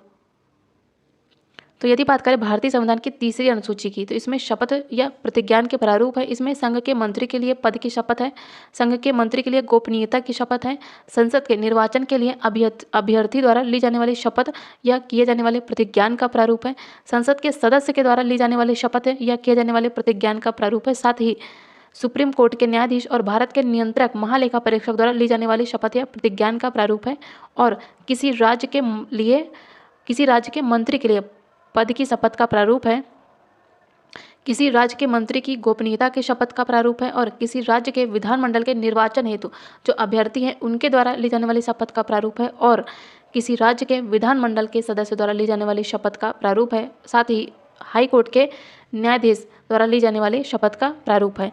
तो यदि बात करें हम राष्ट्रपति की शपथ की, तो ये है भाग 5 के अंडर आर्टिकल 60 में। अब हम लोग 2016 के पॉलिटी के सभी प्रश्नों को डिस्कस करेंगे, जिसमें पहला कहता है कि सूची 1 को सूची 2 से सुमेलित करना है। जिसमें बात करें वित्तीय आपातकाल की, तो ये है आर्टिकल 360 में, और वित्त आयोग की बात करें तो ये है आर्टिकल 280 में, और यदि बात करें संवैधानिक संशोधन की, तो ये है आर्टिकल 368 में, और 312 ये संबंधित है अखिल भारतीय सेवाओं से। नेक्स्ट है भारत के सर्वोच्च न्यायालय में संविधान के आधारभूत ढांचे के सिद्धांत को स्पष्ट किया गया था, तो ये किया गया था केशवानंद भारती वाद 1973 में। ये क्वेश्चन 2 से 3 बार आ चुका है। नेक्स्ट है कथन और कारण से रिलेटेड है। कथन कहता है कि संविधान के अनुच्छेद 32 को डॉक्टर अंबेडकर ने इसकी आत्मा कहा है, मतलब संविधान की आत्मा कहा गया है। पहला कथन बिल्कुल सही है, और इसका कारण कहता है कि आर्टिकल 32 यह मौलिक अधिकारों के अतिक्रमण के विरुद्ध प्रभावी उपचार का प्रावधान करता है, तो इसका कारण भी सही है और कारण कथन की व्याख्या भी कर रहा है। नेक्स्ट है भारत में नागरिकों के मौलिक अधिकारों में संशोधन कौन कर सकता है, तो ये कर सकता है संसद। तो संविधान में जो मौलिक अधिकार हैं इनमें परिवर्तन या संविधान संशोधन से रिलेटेड है अनुच्छेद 368, और इसके तहत संसद के दोनों सदनों द्वारा अलग अलग विशेष बहुमत से पारित विधेयक के माध्यम से यह संशोधन किया जा सकता है। भारतीय संविधान का कौन सा अनुच्छेद भारत की विदेश नीति से संबंधित है? तो ये हो जाएगा आर्टिकल 51। नेक्स्ट है, लोकसभा के द्वारा पारित धन विधेयक राज्यसभा के द्वारा भी पारित मान लिया जाएगा यदि राज्यसभा द्वारा उस पर कोई कार्रवाई नहीं की जाती है। कितने दिन तक? ये हो जाएगा 14 डेज तक। तो यदि बात करें धन विधेयक की, तो धन विधेयक सबसे पहले लोकसभा में पारित किया जाता है, और धन विधेयक की बात करें तो धन विधेयक यदि राज्यसभा में जाता है तो राज्यसभा अधिकतम उसे 14 डेज तक ही अपने पास रख सकता है। संविधान के आर्टिकल 109 क्लॉज 1 के अनुसार धन विधेयक केवल लोकसभा में ही पुनः स्थापित किया जा सकता है, और धन विधेयक लोकसभा द्वारा पारित किए जाने के बाद यदि राज्यसभा को उसकी सिफारिशों के लिए पारित किया जाता है, जिसे राज्यसभा द्वारा अधिकतम 14 डेज तक ही रोक सकती है, अन्यथा 14 डेज के बाद धन विधेयक को पारित मान लिया जाएगा। नेक्स्ट है, आर्टिकल 249 के खंड क्लॉज 1 के अंतर्गत पारित प्रस्ताव निम्नलिखित में से किससे अधिक समय के लिए प्रवृत्त नहीं रहेगा? तो ये 1 वर्ष से अधिक समय तक। तो आर्टिकल 249 बहुत महत्वपूर्ण है, कई बार पूछा गया है ये। सरकारीय आयोग बहुत ज़्यादा महत्वपूर्ण, हर पेपर में इसे एक क्वेश्चन रहता ही है। तो सरकारीय आयोग निम्नलिखित संबंधों में से किसकी समीक्षा हेतु स्थापित किया गया था? तो ये क्या गया था? केंद्र राज्य संबंधों के मध्य समीक्षा के लिए। केंद्र तथा राज्यों के मध्य संबंधों तथा उनके बीच शक्तियों के वितरण पर विचार करने के लिए केंद्र सरकार ने 1983 में न्यायमूर्ति रणजीत सिंह सरकारिया की अध्यक्षता में एक आयोग का गठन किया, और इस आयोग के द्वारा रिपोर्ट पेश की जाती है अपनी 1987 में। नेक्स्ट है, राज्य वित्त आयोग क्या है? तो यह एक संवैधानिक संस्था है। क्यों? क्योंकि इसका उल्लेख संविधान में है। और किसके तहत है? तो यह है आर्टिकल 243 झ के अनुसार राज्यपाल प्रत्येक 5 वर्ष पर राज्य वित्त आयोग का गठन करता है, और राज्य वित्त आयोग को यह अधिकार है कि वह पंचायतों नगर पालिका की वित्तीय स्थिति की समीक्षा करे। भारतीय संविधान के किस आर्टिकल के अंतर्गत अंतर्राष्ट्रीय समझौतों को प्रभावी बनाने के लिए संसद राज्य सूची के विषय पर कानून बना सकती है? तो ये हो जाएगा आर्टिकल 253। ये क्वेश्चन भी कई बार आ चुका है। नेक्स्ट है, भारत में एक नया राज्य सृजित करने वाले विधेयक को पारित होना अनिवार्य है? तो ये संसद में साधारण बहुमत के द्वारा पारित होना अनिवार्य है। तो भारत में नए राज्यों के गठन संबंधी सभी अधिकार भारत के संसद के पास है, और भारतीय संविधान के भाग 1 अनुच्छेद 3 के अनुसार संसद विधि द्वारा नए राज्य का गठन कर सकती है, और आर्टिकल 4 बात करता है, और आर्टिकल 4 क्लॉज 2 के अनुसार ऐसी विधि जो कि नए राज्य के गठन से संबंधित हो उसे आर्टिकल 368 के अधीन संविधान संशोधन नहीं कहलाएगी। निम्नलिखित में से कौन राष्ट्रपति के प्रसाद पर्यंत अपना पद धारण करता है? तो ये हो जाएगा भारत का महान्यायवादी। किस में है? तो ये है भाग 5 में। भारत के महान्यायवादी की बात करें तो ये है आर्टिकल 76 भाग 5 में, और 76 क्लॉज 5 के अनुसार जो भारत का महान्यायवादी है, यह राष्ट्रपति के प्रसाद पर्यंत पद धारण करता है। और भारत के जो नियंत्रक एवं महालेखा परीक्षक है तथा मुख्य निर्वाचन आयुक्त है, इसको केवल उसी प्रकार से और उन्हीं आधारों पर हटाया जाएगा जिस प्रकार से सुप्रीम कोर्ट के न्यायाधीश को हटाया जाता है। और यदि हम बात करें लोकसभा अध्यक्ष को पद से हटाने की, तो उसे प्रथम लोकसभा की सदस्यता समाप्त होने पर हटाया जा सकता है, इस्तीफे के द्वारा तथा तत्कालीन समस्त सदस्यों के बहुमत से पारित संकल्प के द्वारा। किसी जाति जनजाति को अनुसूचित जाति तथा अनुसूचित जनजाति घोषित करने के लिए शक्ति संपन्न संवैधानिक प्राधिकारी है, मतलब किसके पास ये शक्ति है? तो ये है भारत के राष्ट्रपति के पास। तो संविधान के आर्टिकल 341 क्लॉज 1 तथा 342 क्लॉज 1 के अनुसार जो राष्ट्रपति है, यह किसी राज्य या संघ क्षेत्र के संबंध में संबंधित राज्यपाल से परामर्श करके उस राज्य या संघीय क्षेत्र की किसी जाति को एससी मतलब अनुसूचित जाति तथा अनुसूचित जनजाति के रूप में विनिर्दिष्ट कर सकता है। नेक्स्ट है, सूची 1 को सूची 2 से सम्मिलित करना है। भारत का नियंत्रक एवं महालेखा परीक्षक ये है आर्टिकल 148, वित्त आयोग ये है आर्टिकल 280 तथा और यदि बात करें प्रशासनिक अधिकरण की तो ये है आर्टिकल 323 क्लॉज ए, और संघ लोक सेवा आयोग की बात करें तो ये है आर्टिकल 315। ये सभी बहुत ही महत्वपूर्ण आर्टिकल है क्योंकि हर बार ये पूछे ही जाते हैं। नेक्स्ट है, भारतीय संविधान के किस अनुच्छेद में निर्वाचन आयोग के लिए प्रावधान है? तो ये है आर्टिकल 324। नेक्स्ट है, पंचायत चुनाव में अनुसूचित जातियों के लिए पदों का आरक्षण किस राज्य में लागू नहीं होगा? तो ये हो जाएगा अरुणाचल प्रदेश में। तो 83rd कॉन्स्टिट्यूशन अमेंडमेंट एक्ट 2000 के द्वारा अरुणाचल प्रदेश में पंचायतों में जो अनुसूचित जाति है इसके लिए आरक्षण की व्यवस्था समाप्त कर दी गई है। इसका रीजन यह है कि वहाँ की जो जनसंख्या है वो सभी जनजाति है, वहाँ पे कोई अनुसूचित जाति है ही नहीं, तो उसके लिए आरक्षण की क्या जरूरत है। और संविधान की धारा 243 घ के अनुसार पंचायतों में अनुसूचित जातियों जनजातियों के लिए आरक्षण का प्रावधान है। निम्नलिखित में कौन पंचायतों की संरचना के बाबत उपबंध करने को अधिकृत है? तो ये हो जाएगा राज्य का विधानमंडल। तो पंचायत की बात करें तो पंचायत यह राज्य सूची का विषय है और संविधान के भाग 9 में आर्टिकल 243 के अनुसार किसी भी राज्य का विधानमंडल विधि के द्वारा पंचायतों की संरचना के उपबंध कर सकता है। भारत के संविधान में किस भाग में पंचायती राज व्यवस्था का प्रावधान है? तो ये अभी हम लोगों ने देखा भाग 9। पंचायतें बहुत महत्वपूर्ण है, इसको अच्छे से कर लीजिएगा 2024 के लिए। और संविधान का भाग 3 ये संबंधित है मौलिक अधिकार से, भाग 6 ये संबंधित है राज्यों से तथा भाग 4 का संबंधित है मौलिक कर्तव्य से। नेक्स्ट है पंचायती राज व्यवस्था अपनाई गई थी तो यह लोकतंत्र की शक्तियों के विकेंद्रीकरण के लिए अपनाई गई थी। नेक्स्ट है भारत में पंचायती राज व्यवस्था का शिल्पी किसे कहा जाता है? तो ये हो जाएंगे BR मेहता, मतलब कि बलवंत राय मेहता। तो आप लोग देख सकते हैं एक पेपर में 3 से 4 क्वेश्चन पंचायतों से पूछे ही जाते हैं। नेक्स्ट है निम्नलिखित पंचायतों में से किसे उत्तर प्रदेश में जिला योजना में सम्मिलित किया जाता है? तो इसमें जाएगा नगर पंचायत को, ग्राम पंचायत को तथा क्षेत्र पंचायत को। तो इसमें तीनों शामिल हैं। भारतीय संविधान के आर्टिकल 243 ZJ के अकॉर्डिंग सहकारी समिति के निदेशकों की अधिकतम संख्या कितनी हो सकती है? तो ये हो सकती है 21। और सहकारी समिति के निदेशकों की न्यूनतम और अधिकतम संख्या का उपबंध यह राज्य विधानमंडल के द्वारा समय समय पर विधि बनाकर की जाती है। और प्रेजेंट में न्यूनतम 9 मेंबर तथा अधिकतम 21 मेंबर हो सकते हैं। अब हम लोग 2015 के PCS के पॉलिटी के सभी प्रश्नों को डिस्कस करेंगे, जिसमें पहला है कथन और कारण से रिलेटेड है। कथन कहता है कि भारत में लिखित संविधान है, कथन बिल्कुल सही है। कारण कहता है कि शक्तिशाली क्षेत्रीय दलों का विकास क्षेत्रीय आकांक्षाओं का संकेतक है, तो इसका कारण भी सही है, लेकिन ये कारण इस कथन की व्याख्या नहीं कर रहा, मतलब इसकी वजह से ही भारत में लिखित संविधान नहीं है। तो इसका कथन और कारण दोनों सही है, लेकिन व्याख्या नहीं है। नेक्स्ट है निम्न में से कौन भारतीय संविधान के अंतर्गत मौलिक कर्तव्यों में शामिल नहीं है? तो पहला कहता है कि देश की रक्षा करना एवं राष्ट्र की सेवा करना, ये तो मौलिक कर्तव्य है।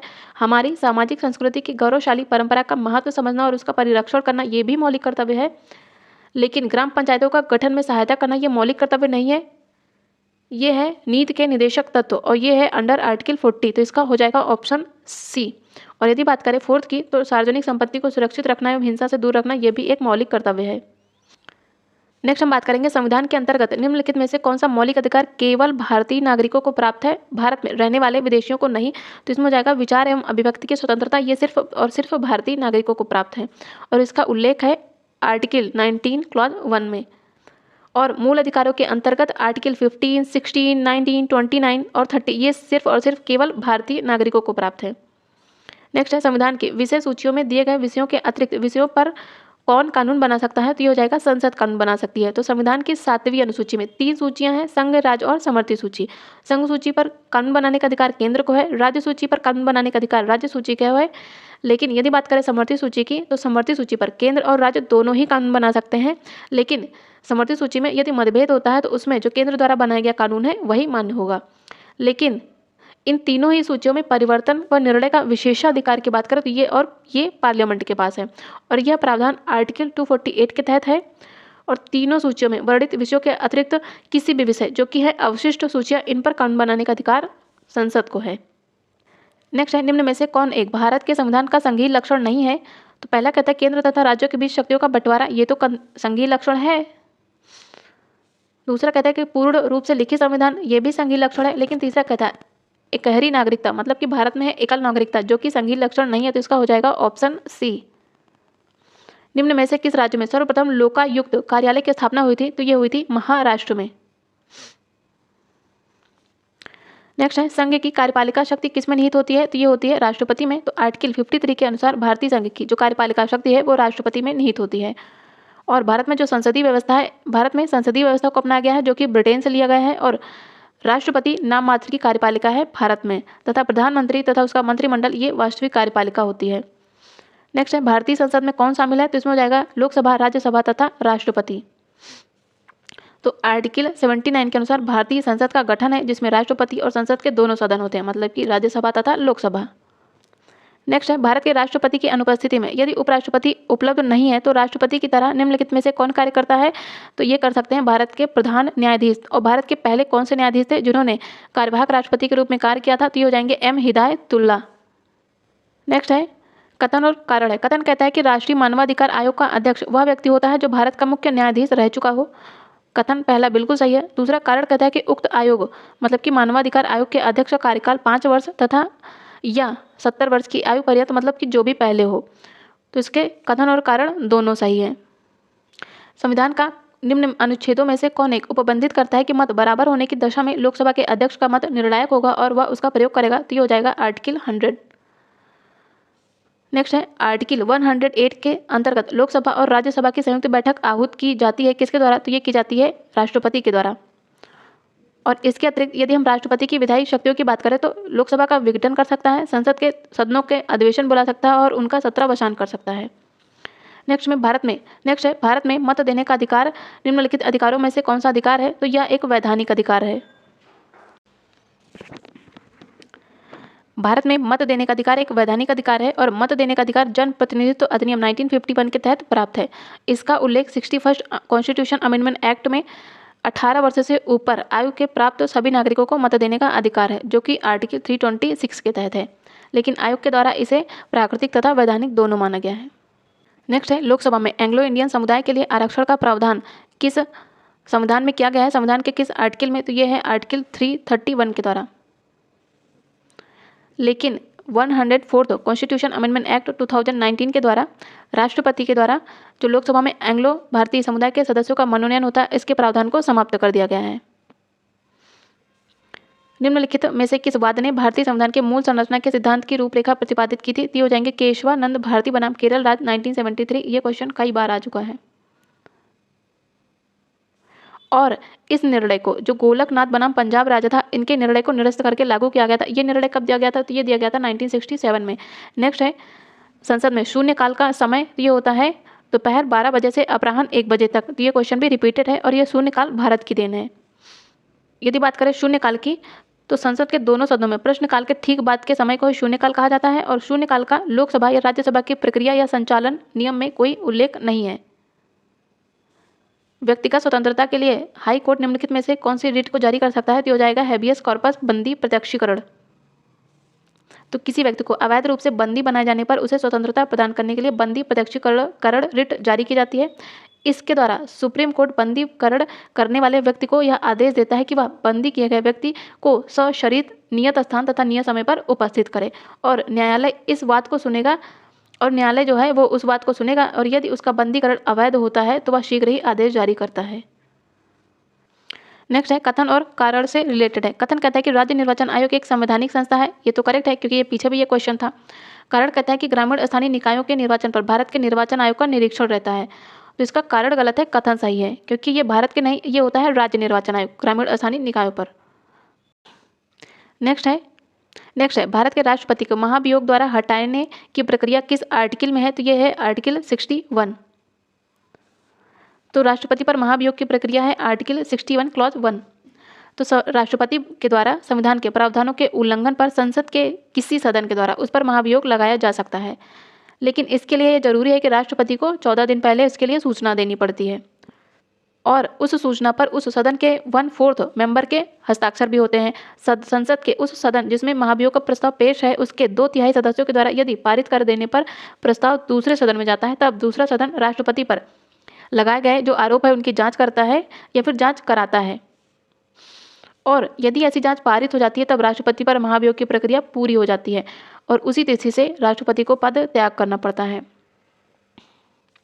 निम्नलिखित में से कौन भारत के राष्ट्रपति के निर्वाचन हेतु निर्वाचक गण में शामिल नहीं होते हैं? तो लोकसभा के निर्वाचित मेंबर तो शामिल होते हैं, राज्यसभा के भी निर्वाचित मेंबर शामिल होते हैं तथा राज्य की विधानसभाओं के भी निर्वाचित मेंबर शामिल होते हैं, लेकिन जो राज्य की विधान परिषद है इसके निर्वाचित मेंबर शामिल नहीं होते। तो इसका हो जाएगा ऑप्शन डी।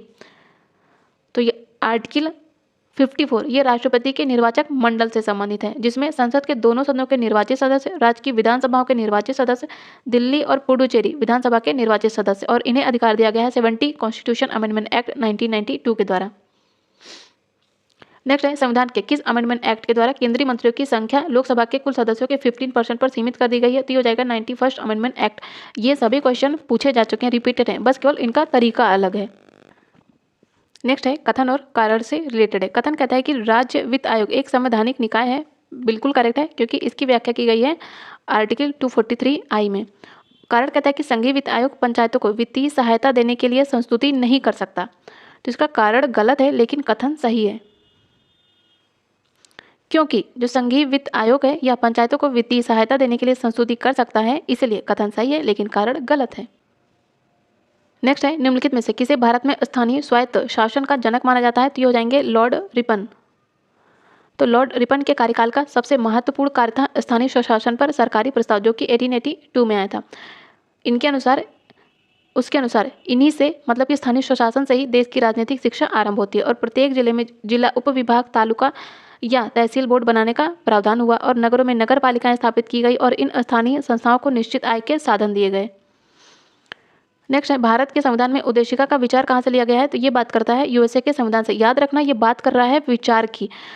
तो भारतीय संविधान में प्रस्तावना का विचार लिया गया है अमेरिका से, लेकिन इसकी भाषा पूछ ले तो ये ली गई है ऑस्ट्रेलिया से। नेक्स्ट है, निम्नलिखित में से कौन सा भारत में भूमि सुधार का हिस्सा नहीं है? तो इसमें हो जाएगा बहुफसली योजना, ये हिस्सा नहीं है। तो बहुफसली योजना के अतिरिक्त काश्तकारी सुधार, जमींदारी प्रथा का उन्मूलन और भूमि जोतों की अधिकतम सीमा का निर्धारण, ये भारत में भूमि सुधार का हिस्सा है। नेक्स्ट है, सूचना का अधिकार के संबंध में निम्नलिखित में से कौन सा सही? तो यदि बात करें सूचना के अधिकार की, तो यह एक संवैधानिक तथा विधिक दोनों ही अधिकार हैं। तो भारत के संविधान में ऐसा कोई भी प्रत्यक्ष प्रावधान नहीं है जो कि नागरिकों को सूचना के अधिकार प्रदान करे, लेकिन सुप्रीम कोर्ट ने अपने निर्णय में सूचना के अधिकार को विचार एवं अभिव्यक्ति की स्वतंत्रता के अधिकार के अंतर्निहित माना है, जिसकी गारंटी संविधान के आर्टिकल 19(1) क्लॉज ए में दी गई है। और मई 2005 में सूचना का अधिकार अधिनियम आता है 2005 और इसमें संसद ने इसे 15 जून 2005 को राष्ट्रपति की स्वीकृति मिलती है और 12 अक्टूबर 2005 को यह अधिनियम भारत में लागू होता है। और तो इस प्रकार सूचना का अधिकार एक विधिक और मौलिक दोनों ही अधिकार हैं। नेक्स्ट है, भारतीय संविधान का आर्टिकल 40 राज्य को सार्थक कदम हेतु परामर्श देता है, तो ग्राम पंचायतों के संगठन से संबंधित है। निम्नलिखित में से किन अनुच्छेदों को राष्ट्रीय आपातकाल के दौरान निलंबित नहीं किया जाएगा? तो ये हो जाएगा आर्टिकल 20 तथा 21। तो 44 कॉन्स्टिट्यूशन अमेंडमेंट एक्ट 1978 के बाद आर्टिकल 21 में प्रदत्त प्राण एवं दैहिक स्वतंत्रता का मौलिक अधिकार है, मतलब कि जीवन का अधिकार है। तो राष्ट्रीय आपातकाल की स्थिति में भी इसे समाप्त नहीं किया जा सकता। और यदि राष्ट्रीय आपातकाल युद्ध या बाह्य आक्रमण के आधार पर घोषित होता है तो सभी जितने भी मूल अधिकार हैं वो स्थगित हो जाते हैं, लेकिन आर्टिकल 20 तथा 21 जो कि प्राण एवं दैहिक स्वतंत्रता के संरक्षण तथा अपराध के लिए दोष सिद्ध के संबंध में संरक्षण है, ये स्थगित नहीं किया जा सकता। और यदि सशस्त्र विद्रोह के कारण आपातकाल घोषित होता है तो आर्टिकल 21 तथा 20 के साथ साथ आर्टिकल 19 जो कि वाक एवं अभिव्यक्ति की स्वतंत्रता है, इसे भी समाप्त नहीं किया जा सकता। भारत में नागरिकता की निम्नलिखित विशेषताओं में से कौन सी एक सही है? तो संपूर्ण भारत की एकल नागरिकता। तो भारत में एकल नागरिकता का प्रावधान है जो कि ब्रिटेन से लिया गया है। नेक्स्ट है, संसद के सदस्य की निर्भरताओं से संबंधित प्रश्न का विनिश्चय करते समय राष्ट्रपति निम्नलिखित में से किसकी राय प्राप्त करेगा? तो ये हो जाएगा भारत के प्रमुख मुख्य न्यायाधीश की।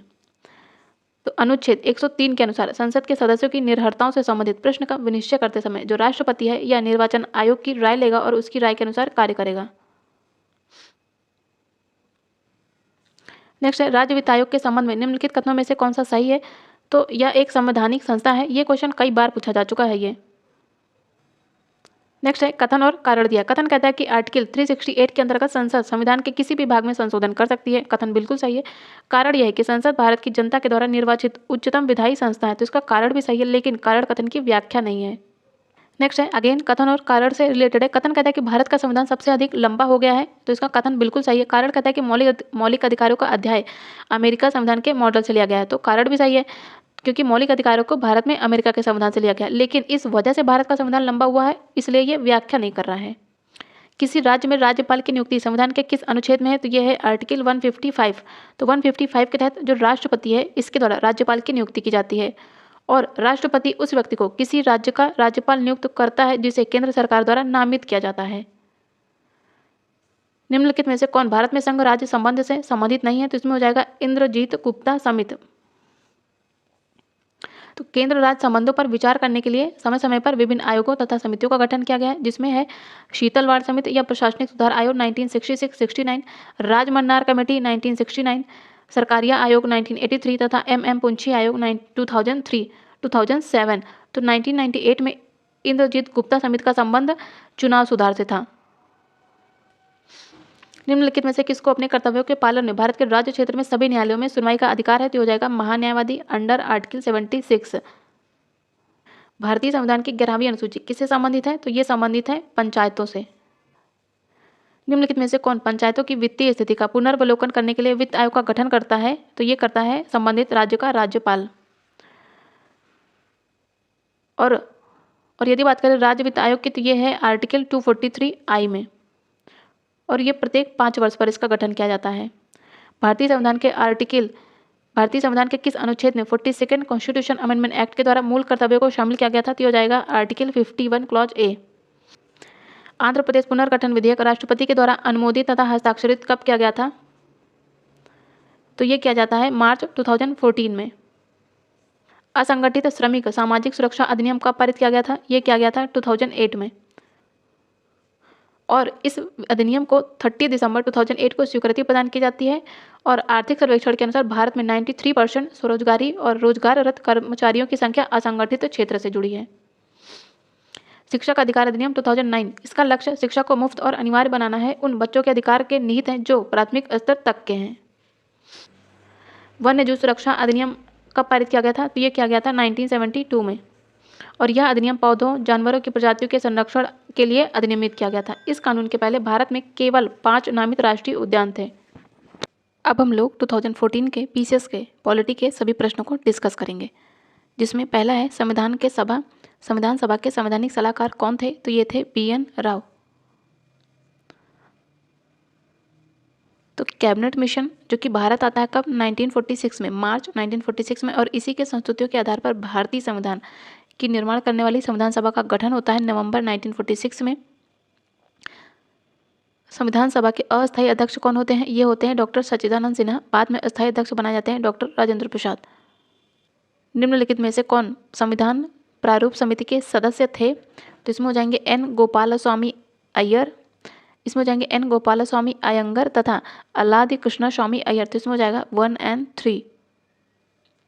प्रारूप समिति, इसके अध्यक्ष होते हैं डॉक्टर BR अम्बेडकर। इसके मेंबर की बात करें तो इसके 6 मेंबर होते हैं N गोपालस्वामी अयंगर, अल्लादी कृष्णा स्वामी अय्यर, कन्हैया लाल मणिकलाल मुंशी, N माधव राव, सैयद मोहम्मद सादुतुल्लाह तथा DP खेतान। तो इसमें याद रखेंगे मोस्टली किसे हैं? कृष्ण से हैं, गोपाल, कृष्ण स्वामी, कन्हैया, माधव, ठीक है। और ये दो याद रखेंगे, सैयद मोहम्मद सादुतुल्लाह तथा DP खेतान।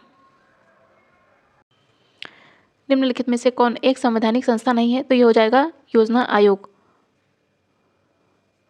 यदि योजना आयोग की बात करें तो यह एक संवैधानिक संस्था नहीं है। इसे 15 मार्च 1950 को केंद्रीय मंत्रिमंडल के द्वारा प्रस्ताव पारित करके योजना आयोग की स्थापना की जाती है, और इसका हेड जो होता है वो प्रधानमंत्री होता है।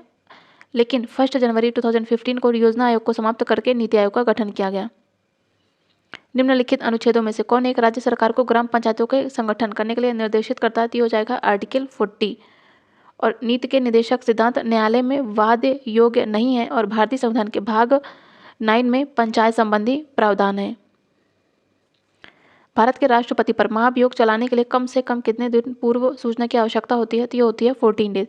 ये सभी क्वेश्चन रिपीटेड हैं, कई बार पूछे जा चुके हैं। भारतीय संसद की लोक लेखा समिति के अध्यक्ष को कौन मनोनीत करता है? तो ये करता है लोकसभा का अध्यक्ष। और लोक लेखा समिति की बात करें तो इसमें मेंबर होते हैं 22, जिसमें 15 मेंबर लोकसभा से आते हैं तथा 7 मेंबर राज्यसभा से।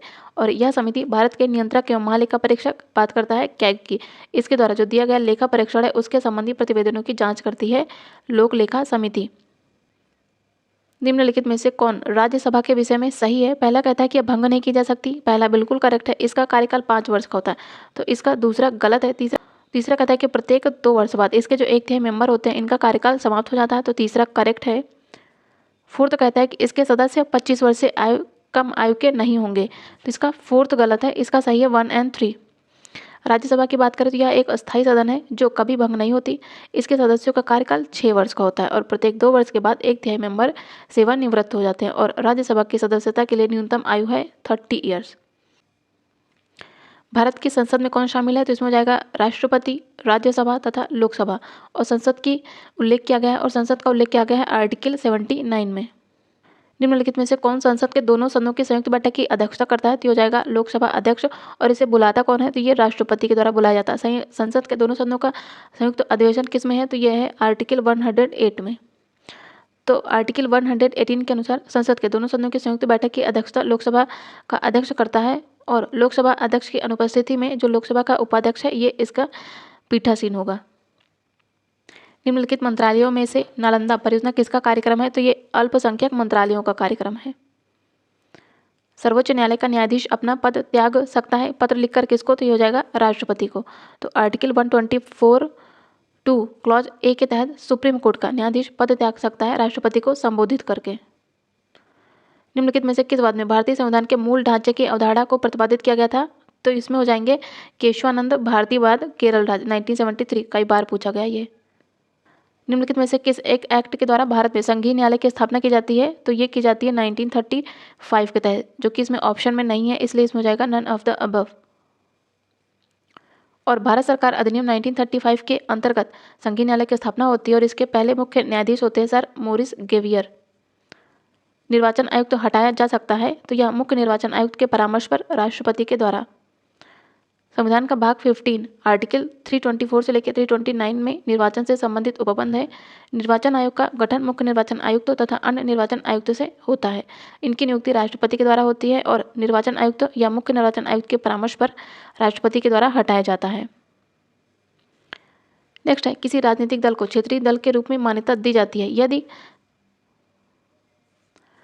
वह राज्य में या तो लोकसभा या विधानसभा चुनाव में 6% वोट प्राप्त करे, तो इसका हो जाएगा ऑप्शन बी। नेक्स्ट है भारत में निम्नलिखित राज्यों के बनाने के सही कालानुक्रम की पहचान कीजिए तथा नीचे दिए गए कोड की सहायता से सही उत्तर का चयन करना है। आंध्र प्रदेश का गठन होता है 1953 में, हरियाणा का गठन होता है 1966 में, हिमाचल प्रदेश 1971 में इसका गठन होता है तथा सिक्किम की बात करें तो इसका गठन होता है 1975 में। निम्नलिखित में से कौन सी एक समिति पंचायती राज संस्था से संबंधित नहीं है? तो हो जाएगा PVN राव समिति। अब हम लोग 2013 के PCS के पॉलिटी के सभी प्रश्नों को डिस्कस करेंगे, जिसमें पहला है निम्नलिखित में से कौन सा एक सही सम्मिलित नहीं है? 39A आर्टिकल 39A संबंधित है समान न्याय एवं निःशुल्क विधिक सहायता से, ये तो करेक्ट है। आर्टिकल 40 बात करता है ग्राम पंचायतों के गठन से। आर्टिकल 44 समान नागरिक संहिता से संबंधित है, ये भी सही है। लेकिन आर्टिकल 48 न्यायपालिका का कार्यपालिका से पृथक्करण नहीं है, ये है अंडर आर्टिकल 50। और आर्टिकल 48 संबंधित है कृषि एवं पशुपालन के संगठन से, ये as it is question repeat हुआ है। अनुपातिक प्रतिनिधित्व की व्यवस्था निर्वाचन क्रिया प्रणाली के रूप में सुनिश्चित करती है, तो ये अल्पसंख्यकों के प्रतिनिधित्व को। नेक्स्ट है, निम्नलिखित में से कौन एक सही नहीं है? पहला कहता है कि संविधान संशोधन विधेयक संसद के दोनों सदनों द्वारा अलग अलग विशेष बहुमत से पारित होना चाहिए, ये भी करेक्ट है। सर्वोच्च न्यायालय में संविधान संबंधी मामलों की सुनवाई कम से कम 5 न्यायाधीशों द्वारा की जाती है, दूसरा भी सही है।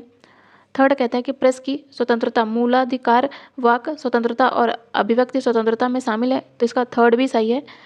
फोर्थ कहता है कि जाकिर हुसैन भारत के प्रथम उपराष्ट्रपति थे, तो इसका फोर्थ सही नहीं है, क्योंकि भारत के पहले उपराष्ट्रपति थे डॉक्टर सर्वपल्ली राधाकृष्णन। तो इनके कार्यकाल की बात करें तो ये था 13 मई 1952 से लेकर 13 मई 1962 तक। डॉक्टर जाकिर हुसैन ये भारत के दूसरे राष्ट्रपति थे और ये 13 मई 1962 से लेकर 12 मई 1967 तक थे। और इनके बाद आते हैं VV गिरी उपराष्ट्रपति, और ये तीनों मतलब कि डॉक्टर राधाकृष्णन, डॉक्टर जाकिर हुसैन तथा VV गिरी, ये तीनों लोग ही राष्ट्रपति भी रहे हैं।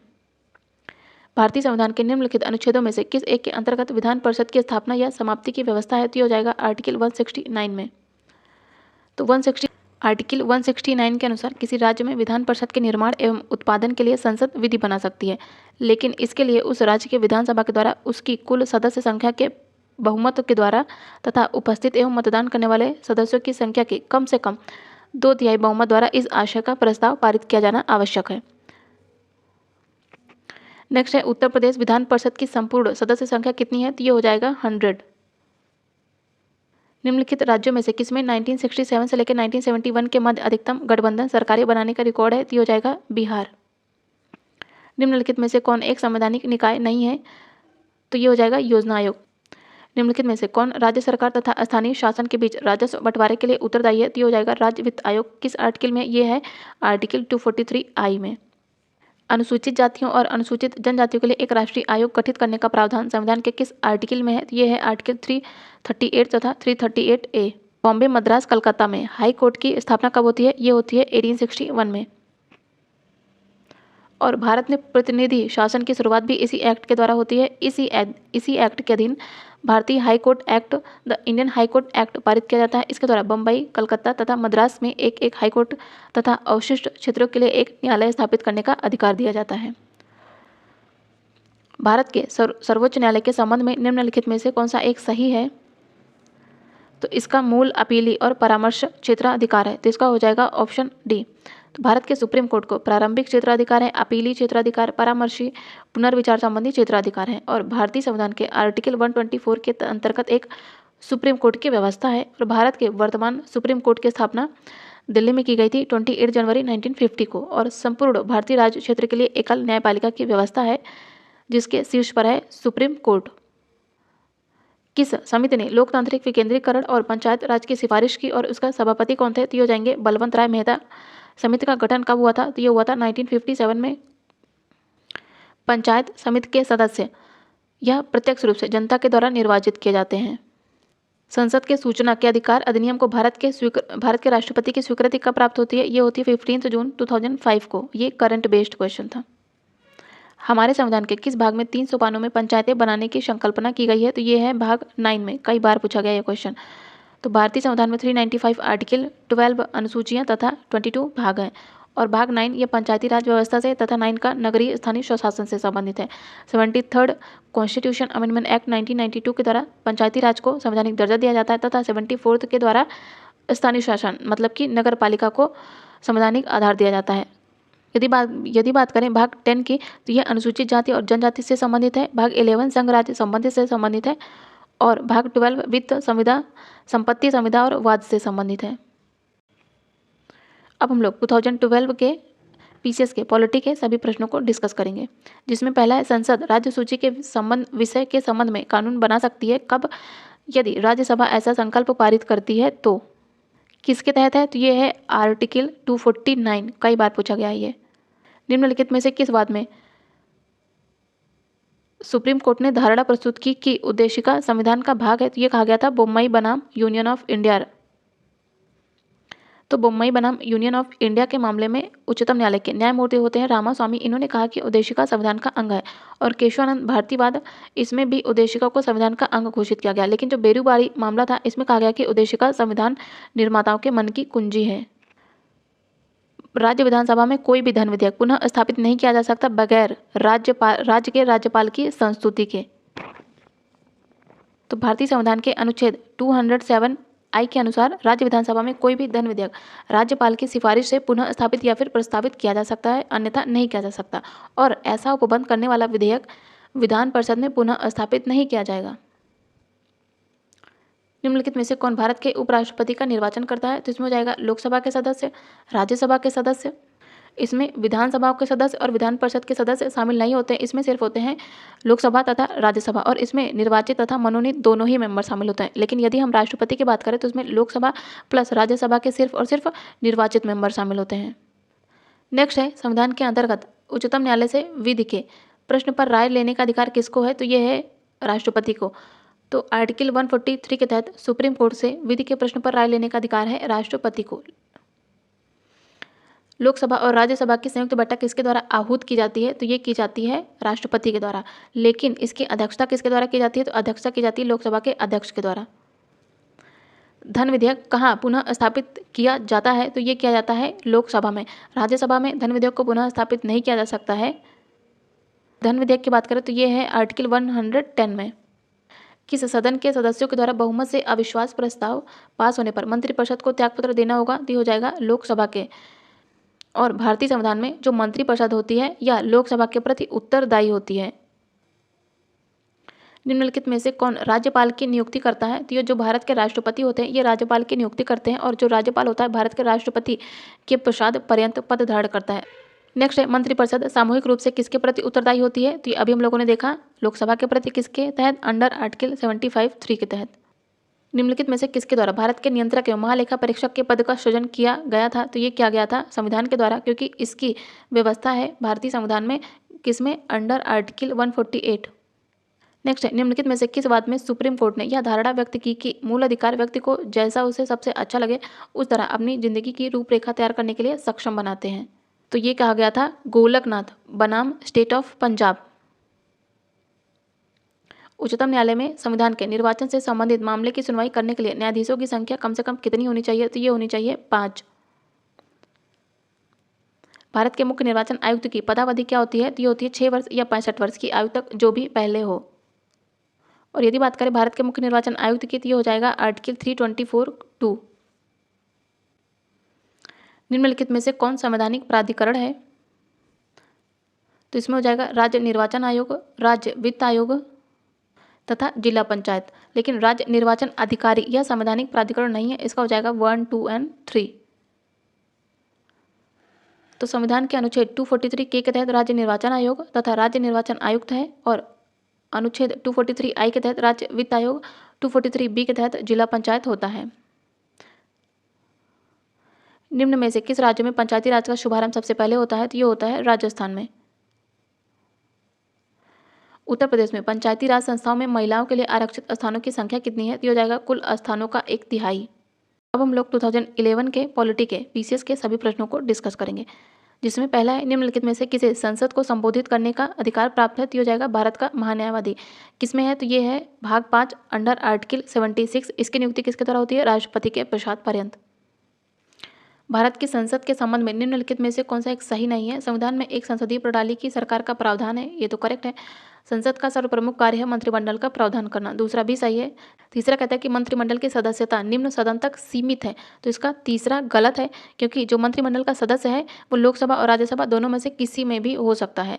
मंत्रिमंडल को लोकप्रिय सदन में बहुमत का विश्वास प्राप्त रहना चाहिए, तो इसका चौथा भी सही है, इसका गलत है ऑप्शन सी। भारतीय संविधान के निम्न में से किस अनुच्छेद के अंतर्गत विधानसभा को विधान परिषद का सृजन करने का प्रस्ताव पास करने की इजाजत है? तो ये है आर्टिकल 169। नवयुवकों के द्वारा 18 वर्ष की आयु पर मताधिकार का पहली बार प्रयोग किया गया आम चुनाव में किस? हो जाएगा 1989 के आम चुनाव में। अब हम लोग 2010 के पॉलिटी के पीसीएस के सभी प्रश्नों को डिस्कस करेंगे, जिसमें पहला है भारतीय संविधान के प्रस्तावना में पंथ निरपेक्ष शब्द कब जोड़ा गया था? तो ये जोड़ा गया था 42 कॉन्स्टिट्यूशन अमेंडमेंट एक्ट के द्वारा। नेक्स्ट है सूची 1 को सूची 2 से सम्मिलित करना है। आर्टिकल 14 संबंधित है समानता के अधिकार से, आर्टिकल 36 संबंधित है नीति के निर्देशक तत्वों से, 74 ये संबंधित है मंत्रिपरिषद से तथा 368 ये संबंधित है संविधान संशोधन की प्रक्रिया से। ध्यानाकर्षण सूचना के प्रावधान ने निम्नलिखित में से किसके क्षेत्र को सीमित किया है? तो ये क्या है? स्थगन प्रस्ताव के क्षेत्र को सीमित। नेक्स्ट है प्रोटेम स्पीकर का कर्तव्य होता है क्या? तो वो होता है सदस्यों को शपथ दिलाना। निम्नलिखित राज्यों के गठन को कालानुक्रम में लगाना है। नागालैंड का गठन होता है 1963 में, हरियाणा का गठन होता है 1966 में, मेघालय 1972 में और सिक्किम का गठन होता है 1975 में। निम्न में से कौन सी एक रिट है न्यायालय में कार्यवाही लंबित होने की दशा में लागू की जाती है? तो हो जाएगा प्रतिषेध, मतलब कि प्रोहिबिशन। उत्तर प्रदेश लोक सेवा आयोग के व्यय किस निधि पर भारित होते हैं? तो ये होते हैं राज्य की संचित निधि पर भारित। तो आर्टिकल 322 के अनुसार संघ या लोक सेवा आयोग के व्यय जिनके अंतर्गत आयोग के सदस्यों या कर्मचारी वृंद को या उनके संबंध में संदेह कोई वेतन भत्ते और पेंशन है यथास्थिति, ये सभी भारत की संचित निधि या राज्य की संचित निधि पर भारित होते हैं। पंचायतों एवं नगर पालिकाओं के संबंध में भारतीय संविधान में किस वर्ष प्रावधान किया गया था? तो ये किया गया था 1993 में। पंचायतों को शामिल किया गया था 73rd अमेंडमेंट एक्ट के द्वारा तथा नगर पालिकाओं को 74th अमेंडमेंट एक्ट के द्वारा। अब हम लोग 2009 के पीसीएस के पॉलिटी के सभी प्रश्नों को डिस्कस करेंगे, जिसमें पहला है 26 नवंबर 1949 को अंगीकृत भारतीय संविधान के प्रस्तावना में कौन से शब्द सम्मिलित नहीं थे? तो इसमें समाजवादी अखंडता तथा समाजवादी पंथ निरपेक्ष तथा अखंडता शब्द शामिल नहीं थे, तो इन्हें 42nd अमेंडमेंट एक्ट 1976 के द्वारा जोड़ा गया था। नेक्स्ट है भारत में राजनीतिक व्यवस्था के मूलभूत लक्षण कौन से हैं? तो यह एक लोकतांत्रिक गणतंत्र है, इसमें संसदात्मक रूप की सरकार है और सर्वोच्च सत्ता भारत की जनता में निहित है, तो ये तीनों ही सही है। चौथा कहता है कि यह एक एकीकृत शक्ति का प्रावधान करती है, तो इसका चौथा गलत है, पहला और दूसरा तीसरा सही है। नेक्स्ट है निम्न कथनों पर विचार कीजिए और दिए गए कूट की सहायता से बताइए कि इनमें से कौन सा सही है। पहला कहता है कि संविधान में यूनियन ऑफ स्टेट शब्द का प्रयुक्त हुआ क्योंकि भारतीय राज्यों को अलग होने का अधिकार नहीं है, तो पहला करेक्ट है। दूसरा कहता है कि एस के धर आयोग ने राज्यों के पुनर्गठन हेतु भाषा के आधार की अपेक्षा प्रशासनिक सुधार को वरीयता दी थी, दूसरा भी सही है। तीसरा कहता है कि पंडित नेहरू, सरदार पटेल और पट्टाभी सीतारामैया की अध्यक्षता में कांग्रेस कमेटी राज्यों के पुनर्गठन में भाषाई आधार के पक्ष में नहीं थी, तो ये तीनों ही कथन सही हैं। नेक्स्ट है संविधान की उद्देशिका के संबंध में निम्न कथनों पर विचार करिए और दिए गए कूट की सहायता से बताइए कौन सा सही है। पहला कहता है कि पंडित नेहरू द्वारा प्रस्तुत ऑब्जेक्टिव प्रस्ताव मतलब कि उद्देश्य प्रस्ताव अंततोगत्वा उद्देशिका बना था, पहला करेक्ट है। दूसरा कहता है कि इसकी प्रकृति न्याय योग्य जस्टिसएबल नहीं है, दूसरा भी सही है। तीसरा कहता है कि इसका संशोधन नहीं किया जा सकता, तो ये गलत है क्योंकि इसमें अमेंडमेंट किया गया था 42nd अमेंडमेंट एक्ट। फोर्थ कहता है कि संविधान के विशिष्ट प्रावधानों को यह रद्द नहीं कर सकता, तो इसके फोर्थ भी सही है, इसका केवल तीसरा गलत है। नेक्स्ट है समानता का अधिकार संविधान के निम्न अनुच्छेदों में से किसके अंतर्गत दिया है? तो यदि हम बात करें समानता के अधिकार की तो ये होगा 14 से लेके आर्टिकल 18 तक, तो इसके अंतर्गत आएगा 14, 15 तथा 16। नेक्स्ट है बिल्कुल प्रारंभ से भारत के राष्ट्रपति के पद पर आसीन व्यक्तियों का निम्नलिखित में से कौन सा एक सही क्रम बताना है? तो सबसे पहले होते हैं doctor Rajendra Prasad, then S Radhakrishnan, Zakir Hussain और वीवी गिरी। और डॉक्टर राधाकृष्णन, जाकिर हुसैन और वीवी गिरी ये तीनों उपराष्ट्रपति भी रहे हैं। तो राजेंद्र प्रसाद जी का कार्यकाल रहा 1950 से लेकर 62, एस राधाकृष्णन 1962 से लेकर 67 और जाकिर हुसैन की बात करें तो ये रहे 1967 से लेकर 69 तक और वीवी गिरी का कार्यकाल रहा है 1969 से लेकर 1974 तक। नेक्स्ट है भारत में केंद्र राज्य संबंध निर्भर करते हैं किस पर? तो यह संवैधानिक प्रावधानों पर, परंपराओं तथा व्यवहारों पर भी, न्यायिक व्याख्याओं पर भी और बातचीत के लिए यंत्र विन्यास पर भी। तो इसमें हो जाएंगे all of the above. Next है कथन और कारण दिया है। कथन कहता है कि राजनीतिक दल लोकतंत्र के जीवन रक्त हैं। पहला कथन बिल्कुल सही है। कारण कहता है कि लोग खराब शासन के लिए सामान्यतः राजनीतिक दलों को कोसते हैं, तो इसका कारण भी सही है, लेकिन ये जो कारण है इस कथन की व्याख्या नहीं कर रहा है।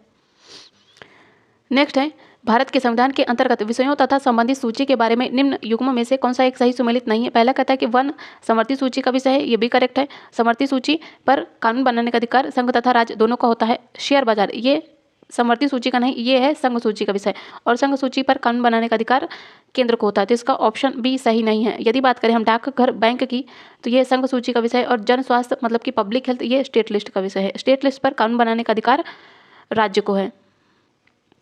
नेक्स्ट है संघीय संसद राज्य सूची के विषय पर भी कानून बना सकती है। कब? तो ये अंतर्राष्ट्रीय समझौतों को प्रभावी बनाने के लिए, संबंधित राज्य से सहमति के लिए, राज्य में राष्ट्रपति शासन लागू करने की अवस्था में और राष्ट्रीय हित में जब राज्यसभा 2/3 बहुमत से इस हेतु प्रस्ताव पारित करे। तो इसमें सभी सही हैं और ये सभी क्वेश्चन पूछे गए हैं।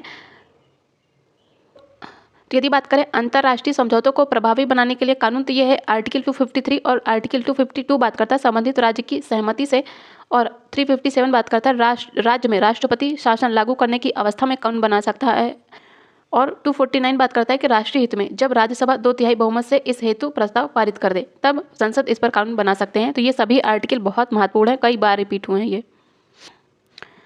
नेक्स्ट है कहता है कि राज्य का राज्यपाल मंत्रिपरिषद के परामर्श से स्वतंत्र कार्य कर सकता है। कब? विधानसभा में सरकार को अपना बहुमत सिद्ध करने के लिए कहने के लिए। दूसरा कहता है कि मुख्यमंत्री को बर्खास्त करने के लिए। तीसरा कहता है कि भारत के राष्ट्रपति के विचारार्थ किसी विधेयक को आरक्षित करने के लिए और विधायिका द्वारा पारित किसी विधेयक को पुनर्विचार हेतु वापस करने के लिए तथा और फिफ्थ कहता है कि उच्च न्यायालय का परामर्श मांगने के लिए। तो इसका ऑप्शन 5 सही नहीं है, इसका सही है 1, 2, 3 एंड 4। तो इन सभी परिस्थितियों में राज्यपाल अपने विवेक का प्रयोग कर सकता है, लेकिन इसमें 5 करेक्ट नहीं होगा।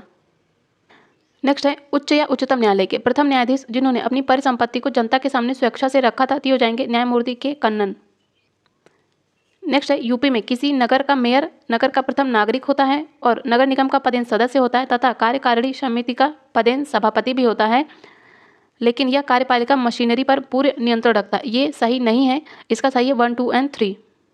नेक्स्ट है सूची 1 को सूची 2 से सम्मिलित करना है। तो बात कर रहा है झांसी की। झांसी क्या है? झांसी एक नगर निगम है। मछली शहर ये एक नगर पंचायत है। टुंडला की बात करें तो यह नगर पालिका परिषद है और सैफई यह क्षेत्र समिति मतलब कि ब्लॉक है।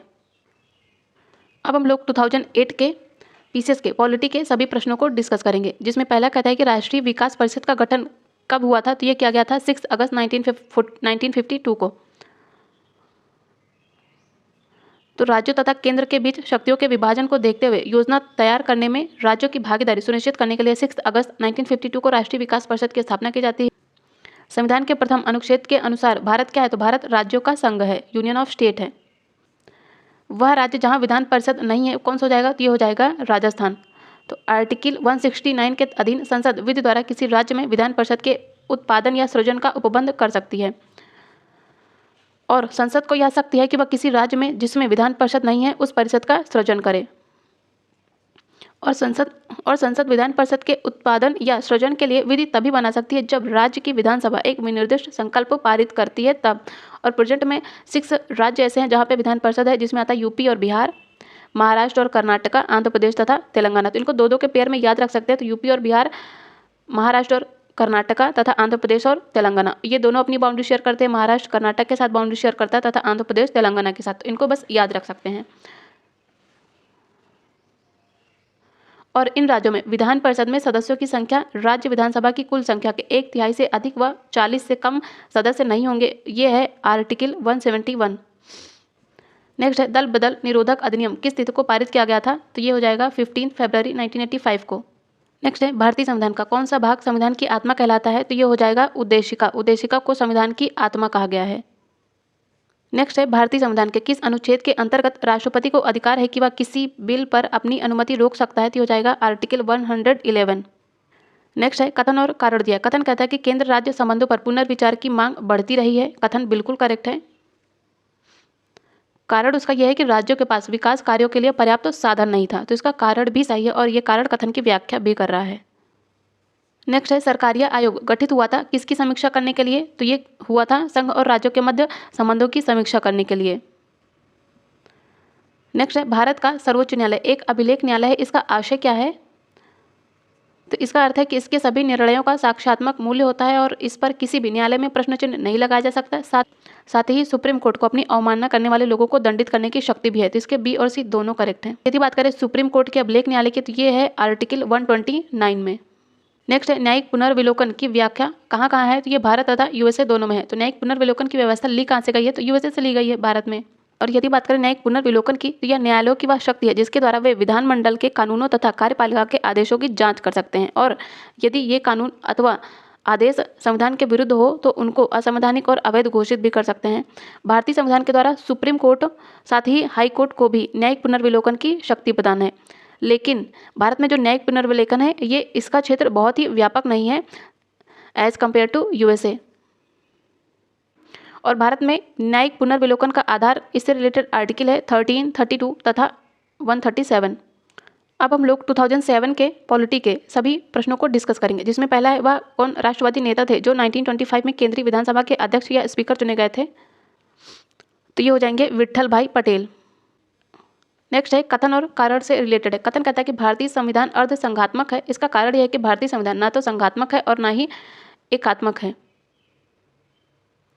इसीलिए यह अर्ध संघात्मक है। तो इसका कथन और कारण दोनों सही है, साथ में व्याख्या भी कर रहा है। नेक्स्ट है वर्तमान समय में भारतीय संविधान के अंतर्गत संपत्ति का अधिकार क्या है, तो यह एक वैधानिक अधिकार है। पहले संपत्ति का अधिकार मौलिक अधिकार था, लेकिन 44th अमेंडमेंट एक्ट 1978 के तहत संपत्ति का अधिकार को एक वैधानिक अधिकार कर दिया गया है। नेक्स्ट है निम्नलिखित में से कौन सा मूल अधिकार विदेशी नागरिकों को प्राप्त नहीं है, तो हो जाएगा अभिव्यक्ति स्वतंत्रता का अधिकार, और यह भी रिपीटेड क्वेश्चन है। यदि हम बात करें गैर नागरिकों को प्रदत्त मौलिक अधिकारों की, तो इसमें है आर्टिकल 14 जो कि संबंधित है विधि के समक्ष समता से। आर्टिकल 20 संबंधित है अपराधों के लिए दोष सिद्धि के संबंध में संरक्षण। आर्टिकल 21 संबंधित है प्राण व दैहिक स्वतंत्रता से, तथा आर्टिकल 23 यह मानव के दुर्व्यापार और बलात्श्रम के प्रतिषेध से संबंधित है। आर्टिकल 24 बात करता है कारखानों आदि में बालकों के नियोजन के प्रतिषेध की। आर्टिकल 25 बात करता है अधिकरण की और धर्म के अपाध रूप से मानने, आचरण और प्रचार करने की स्वतंत्रता देता है। आर्टिकल 26 धार्मिक कार्यों के प्रबंध की स्वतंत्रता से संबंधित है, और आर्टिकल 27 किसी विशिष्ट धर्म की अभिवृद्धि की स्वतंत्रता से संबंधित है। आर्टिकल 28 कुछ शिक्षा संस्थाओं में धार्मिक शिक्षा, धार्मिक उपासना में उपस्थिति के बारे में स्वतंत्रता से संबंधित है। और कुछ मूल अधिकार ऐसे हैं जो केवल भारतीय नागरिकों को ही प्राप्त हैं और इनका दावा विदेशी नागरिक नहीं कर सकते हैं। इनमें आता है आर्टिकल 15 जो कि संबंधित है धर्म, मूल वंश, जाति, लिंग या जन्म स्थान के आधार पर विभेद के प्रतिषेध से। आर्टिकल 16 लोक नियोजन के विषय में अवसर की समानता से। आर्टिकल 19 वाक स्वतंत्रता आदि कुछ विषय में अधिकारों के संरक्षण से। 29 अल्पसंख्यक वर्गों के हितों के संरक्षण, तथा आर्टिकल 30 शिक्षण संस्थाओं की स्थापना करने और प्रशासन करने के अल्पसंख्यकों के अधिकार से। लोकसभा अध्यक्ष को उसके कार्यकाल की समाप्ति के पूर्व पद से हटाया जा सकता है। कब? तो यदि लोकसभा इस आशय का प्रस्ताव पारित कर दे तब। कोई भी विधेयक धन विधेयक है या नहीं, इसका निर्णय कौन करता है, तो ये करता है लोकसभा अध्यक्ष। आर्टिकल 110 के खंड 3 के अनुसार यदि यह प्रश्न उठता है कि कोई विधेयक धन विधेयक है या नहीं, तो उस पर लोकसभा अध्यक्ष का विनिश्चय ही अंतिम होता है। केंद्र व राज्यों के मध्य वित्त का बंटवारा किया जाता है, तो ये किया जाता है वित्त आयोग की सिफारिश पे। वित्त आयोग ये है अंडर आर्टिकल 280।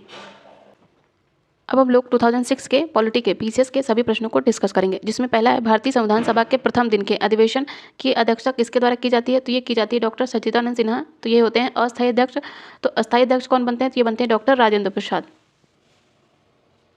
भारत के प्रथम विधि अधिकारी मतलब कि फर्स्ट लॉ ऑफिसर के रूप में कौन जाना जाता है? तो ये हो जाएगा भारत का महान्यायवादी। आर्टिकल है 76, भाग है 5 और आर्टिकल 76(4) के अकॉर्डिंग यह राष्ट्रपति के प्रसाद पर्यंत अपना पद धारण करता है और ऐसा पारिश्रमिक प्राप्त करेगा जो कि राष्ट्रपति अवधारित करता है। और भारत का जो महान्यायवादी है ये मंत्रिमंडल का मेंबर नहीं होता है, लेकिन यदि बात करें इंग्लैंड में यानी कि ब्रिटेन में तो यह मंत्रिमंडल का मेंबर होता है। लेकिन महान्यायवादी को उसे किसी भी सदन में या उसकी सहमति के बैठक में बोलने का अधिकार होता है, लेकिन उसे मत देने का अधिकार नहीं होता है। ये है आर्टिकल 88। और इस संबंध में महान्यायवादी को वे सभी विशेषाधिकार भी प्राप्त होते हैं जो संसद के सदस्य को उपलब्ध होते हैं अंडर आर्टिकल 105 क्लॉज 4 के तहत। इनमें से कौन से राज्य के नीति निर्देशक सिद्धांतों में शामिल नहीं है? तो इसमें सूचना का अधिकार ये एक विधिक अधिकार है, जिसमें हो जाएगा सूचना का अधिकार, जो कि नीति निर्देशक सिद्धांतों में शामिल नहीं है। 6 वर्ष की आयु से लेकर 14 वर्ष की आयु के बीच के सभी बच्चों को शिक्षा का अधिकार होगा। तो ये एक मौलिक अधिकार है। आर्टिकल 21 क्लॉज ए में यह घोषणा की गई है कि राज्य 6 वर्ष से 14 वर्ष की उम्र के बच्चों को निःशुल्क और अनिवार्य शिक्षा उपलब्ध कराएगा और यह व्यवस्था 86 कॉन्स्टिट्यूशन अमेंडमेंट एक्ट 2002 के तहत की गई है। और मूल अधिकार की बात करें तो ये है भाग 3 में आर्टिकल 12 से लेकर 35 तक। नियंत्रक एवं महालेखा परीक्षक की नियुक्ति राष्ट्रपति द्वारा होती है और उसे अपने पद से हटाया जाता है। तो यह संसद के दोनों सदनों के संबोधन पर। कैग की बात करें तो यह है अंडर आर्टिकल 148। लोकसभा के अध्यक्ष द्वारा आधिकारिक तौर पर एक राजनीतिक दल या राजनीतिक दलों के गठबंधन को विपक्ष की मान्यता देने हेतु कम से कम कितने होने चाहिए मेंबर? तो ये होने चाहिए 60 मेंबर। निम्नलिखित में से कौन सा एक प्रस्ताव भारत में मंत्रिमंडल रख सकती है? तो हो जाएगा विश्वास प्रस्ताव। भारत में वित्तीय आपातकाल की घोषणा आज तक कितनी बार हुई है? तो ये एक बार भी नहीं हुई है। वित्तीय आपातकाल ये है आर्टिकल 360 में। निम्नलिखित में से कौन सा एक व्यय भारत की संचित निधि पर भारित नहीं होता है? तो ये हो जाएगा जो भारत के उपराष्ट्रपति के वेतन और भत्ते हैं, ये भारत की संचित निधि पर भारित नहीं होते हैं। संसद द्वारा संकट काल मतलब इमरजेंसी की घोषणा का अनुमोदन कितनी अवधि के अंतराल में होना आवश्यक है? तो हो जाएगा 1 माह के अंतराल में। वित्त आयोग राष्ट्रपति को संस्तुति भेजने में मुख्य रूप से संबंधित है। तो राज्यों को दिए जाने वाले अनुदान के सिद्धांत से और राज्यों और केंद्र के बीच करों के बंटवारे से। निम्नलिखित में से किसी भौगोलिक क्षेत्र को अनुसूचित क्षेत्र तथा घोषित करने का संवैधानिक अधिकार किसको है? तो यह है राष्ट्रपति को। अंतर्राष्ट्रीय संधियों को भारत के किसी भाग या संपूर्ण भारत में लागू करने के लिए संसद कोई भी कानून बना सकती है, तो बिना किसी राज्य की सहमति से। निम्नलिखित में से कौन एक मानव संसाधन विकास मंत्रालय में विभाग नहीं है? तो हो जाएगा महिला और बाल विकास विभाग। तो महिला मानव संसाधन विकास मंत्रालय, इसके विभागों में आता है विश्वविद्यालय एवं उच्च शिक्षा, प्रौढ़ शिक्षा, दूर शिक्षा, तकनीकी शिक्षा, नियोजन तथा यूनेस्को। और इसका नाम चेंज करके अब शिक्षा मंत्रालय कर दिया गया है। महिला और बाल विकास विभाग की बात करें तो इसका गठन 1985 में मानव संसाधन विकास मंत्रालय के अधीन किया गया था, लेकिन 30 जनवरी 2006 को इसे अलग मंत्रालय का दर्जा दिया गया है। नेक्स्ट है कथन और कार्य से रिलेटेड है। कथन कहता है कि संसद तथा राज्य विधानमंडलों के स्वतंत्र और निष्पक्ष चुनाव कराने की शक्तियां एक स्वतंत्र इकाई अर्थात निर्वाचन आयोग को दी गई है। करेक्ट है। कारण कहता है कि निर्वाचन आयुक्तों को पद से हटाने का अधिकार कार्यपालिका के पास है। तो इसका कथन और कारण दोनों सही है, लेकिन व्याख्या नहीं कर रहा। अब हम लोग 2005 के PYQs को डिस्कस करेंगे, जिसमें पहला है निम्नलिखित कथनों में से कौन सा सही है? तो इसमें हो जाएगा भारत एक संसदात्मक प्रजातंत्र है। ये लिया कहाँ से गई है? तो ये ली गई है व्यवस्था ब्रिटेन से और ये क्वेश्चन कई बार पूछा गया है। और यदि बात करें अध्यक्षात्मक शासन की तो ये है अमेरिका में। नेक्स्ट है राष्ट्रपति पद्धति में समस्त कार्यपालिका की शक्तियाँ निहित होती हैं, तो ये होती हैं राष्ट्रपति में निहित। तो संसदीय शासन प्रणाली की बात करें तो यहाँ पे दोहरी कार्यपालिका होती है और यहीं अध्यक्षात्मक की बात करें तो यहाँ पे एकल कार्यपालिका होती है। और अमेरिका में जो राष्ट्रपति है इसको कार्यपालिका की शक्तियाँ प्रदान की गई हैं। मौलिक अधिकारों के अंतर्गत निम्नलिखित में से कौन सा अनुच्छेद बच्चों के शोषण से संबंधित है? ये हो जाएगा आर्टिकल 24। आर्टिकल 17 संबंधित है अस्पृश्यता के अंत से, 19 संबंधित है वाक स्वतंत्रता आदि विषयक कुछ अधिकारों के संरक्षण से तथा 23 संबंधित है मानव दुर्व्यापार और बाल श्रम का प्रतिषेध से तथा आर्टिकल 24 बात करता है 14 वर्ष से कम आयु के बालकों पर कारखाने या किसी अन्य जोखिम भरे कार्यों में लगाने का प्रतिषेध है।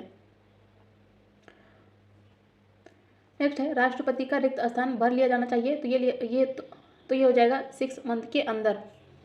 आर्टिकल 62 क्लॉज 2 के तहत राष्ट्रपति की मृत्यु, पद त्याग या पद से हटाए जाने या अन्य कारण से हुई उसके पद से रिक्ति को भरने के लिए निर्वाचन रिक्त होने की तारीख के पश्चात यथाशीघ्र और प्रत्येक दशा में 6 माह के बीतने से पहले ही उसकी रिक्ति को भरने के लिए निर्वाचित व्यक्ति अनुच्छेद 56 के उपबंधों के अधीन रहते हुए अपने पद की ग्रहण की तारीख से 5 वर्ष की पूरी अवधि तक पद धारण करने का हकदार होगा। तो आर्टिकल 62 बेसिकली बात करता है राष्ट्रपति की मृत्यु के बाद जो राष्ट्रपति का पद है उसे 6 माह के अंदर अंदर उसे भर लेना चाहिए, और आर्टिकल 56 के तहत जो नया निर्वाचित राष्ट्रपति होगा वो नेक्स्ट 5 ईयर्स के लिए काम करेगा, न कि बचे हुए समय के लिए। हाल ही में सुप्रीम कोर्ट ने प्रवासी पंचायत निर्धारण अधिनियम 1983 को संविधान के किस अनुच्छेद के अंतर्गत केंद्र ने पावन कर्तव्य के उल्लंघन के आधार पर असंवैधानिक घोषित किया है? तो ये हो जाएगा आर्टिकल 355। प्रथम स्पीकर जिनके खिलाफ लोकसभा में अविश्वास प्रस्ताव लाया गया था तो ये हो जाएंगे जीवी मावलंकर। कब लाया गया था? ये लाया गया था 1954 में। निम्नलिखित में से कौन लोकसभा तथा राज्यसभा के संयुक्त अधिवेशन में सभापतित्व करते हैं? तो ये हो जाएंगे स्पीकर। नेक्स्ट है भारत के 12वें प्रधानमंत्री कौन थे? तो ये हो जाएंगे एच.डी. देवगौड़ा। नेक्स्ट है केशवानंद भारती केस का महत्व इसलिए है कि इनके द्वारा उच्चतम न्यायालय ने संविधान की मूल विशेषताओं को प्रतिपादित किया था। अब हम लोग 2004 के पॉलिटी के प्रश्नों को डिस्कस करेंगे, जिसमें पहला है भारतीय संघ के सह राज्य के रूप में प्रथम प्रवेश पाने वाला राज्य कौन था? तो ये हो जाएगा सिक्किम। 35 संवैधानिक संशोधन अधिनियम 1974 के द्वारा सिक्किम को भारतीय संघ में सह राज्य बनाया जाता है, लेकिन 36 कॉन्स्टिट्यूशन अमेंडमेंट एक्ट 1975 के द्वारा सिक्किम को पूर्ण राज्य का दर्जा दिया जाता है। नेक्स्ट है कथन और कारण दिया। कथन कहता है कि भारत एक गणतंत्र है, तो कथन बिल्कुल सही है। कारण यह है कि भारत में संविधान संघ तथा राज्यों में शक्तियों का विभाजन करता है, तो इसका कारण भी सही है, लेकिन इसके कारण ही भारत एक गणतंत्र नहीं है, इसलिए कथन और कारण दोनों सही है, लेकिन व्याख्या नहीं कर रहा। आपातकाल में राज्य विधानसभा की अवधि बढ़ाई जा सकती है, तो ये संसद के द्वारा बढ़ाई जा सकती है। निम्नलिखित में से किसकी नियुक्ति भारत के राष्ट्रपति के द्वारा की जाती है? तो ये हो जाएगा भारत का महान्यायवादी, नियंत्रक एवं महालेखा परीक्षक तथा राज्यों के राज्यपाल। महान्यायवादी है आर्टिकल 76, नियंत्रक एवं महालेखा परीक्षक है 148 तथा राज्यों के राज्यपाल हैं 155। नेक्स्ट है कथन और कारण दिया। कथन कहता है कि अब संविधान मंत्रिपरिषद के आकार की बाहरी सीमा पर प्रतिबंध लगाता है। कथन बिल्कुल सही है। कारण यह है कि ऐसा विधायकों को शासक दल के पक्ष में दल बदल करने से रोकने के लिए किया गया है, तो इसका कथन और कारण दोनों सही है और व्याख्या भी कर रहा है। निम्नलिखित में से कौन से जनता के द्वारा प्रत्यक्ष रूप से निर्वाचित किए जाते हैं? तो ये हो जाएंगे ग्राम प्रधान।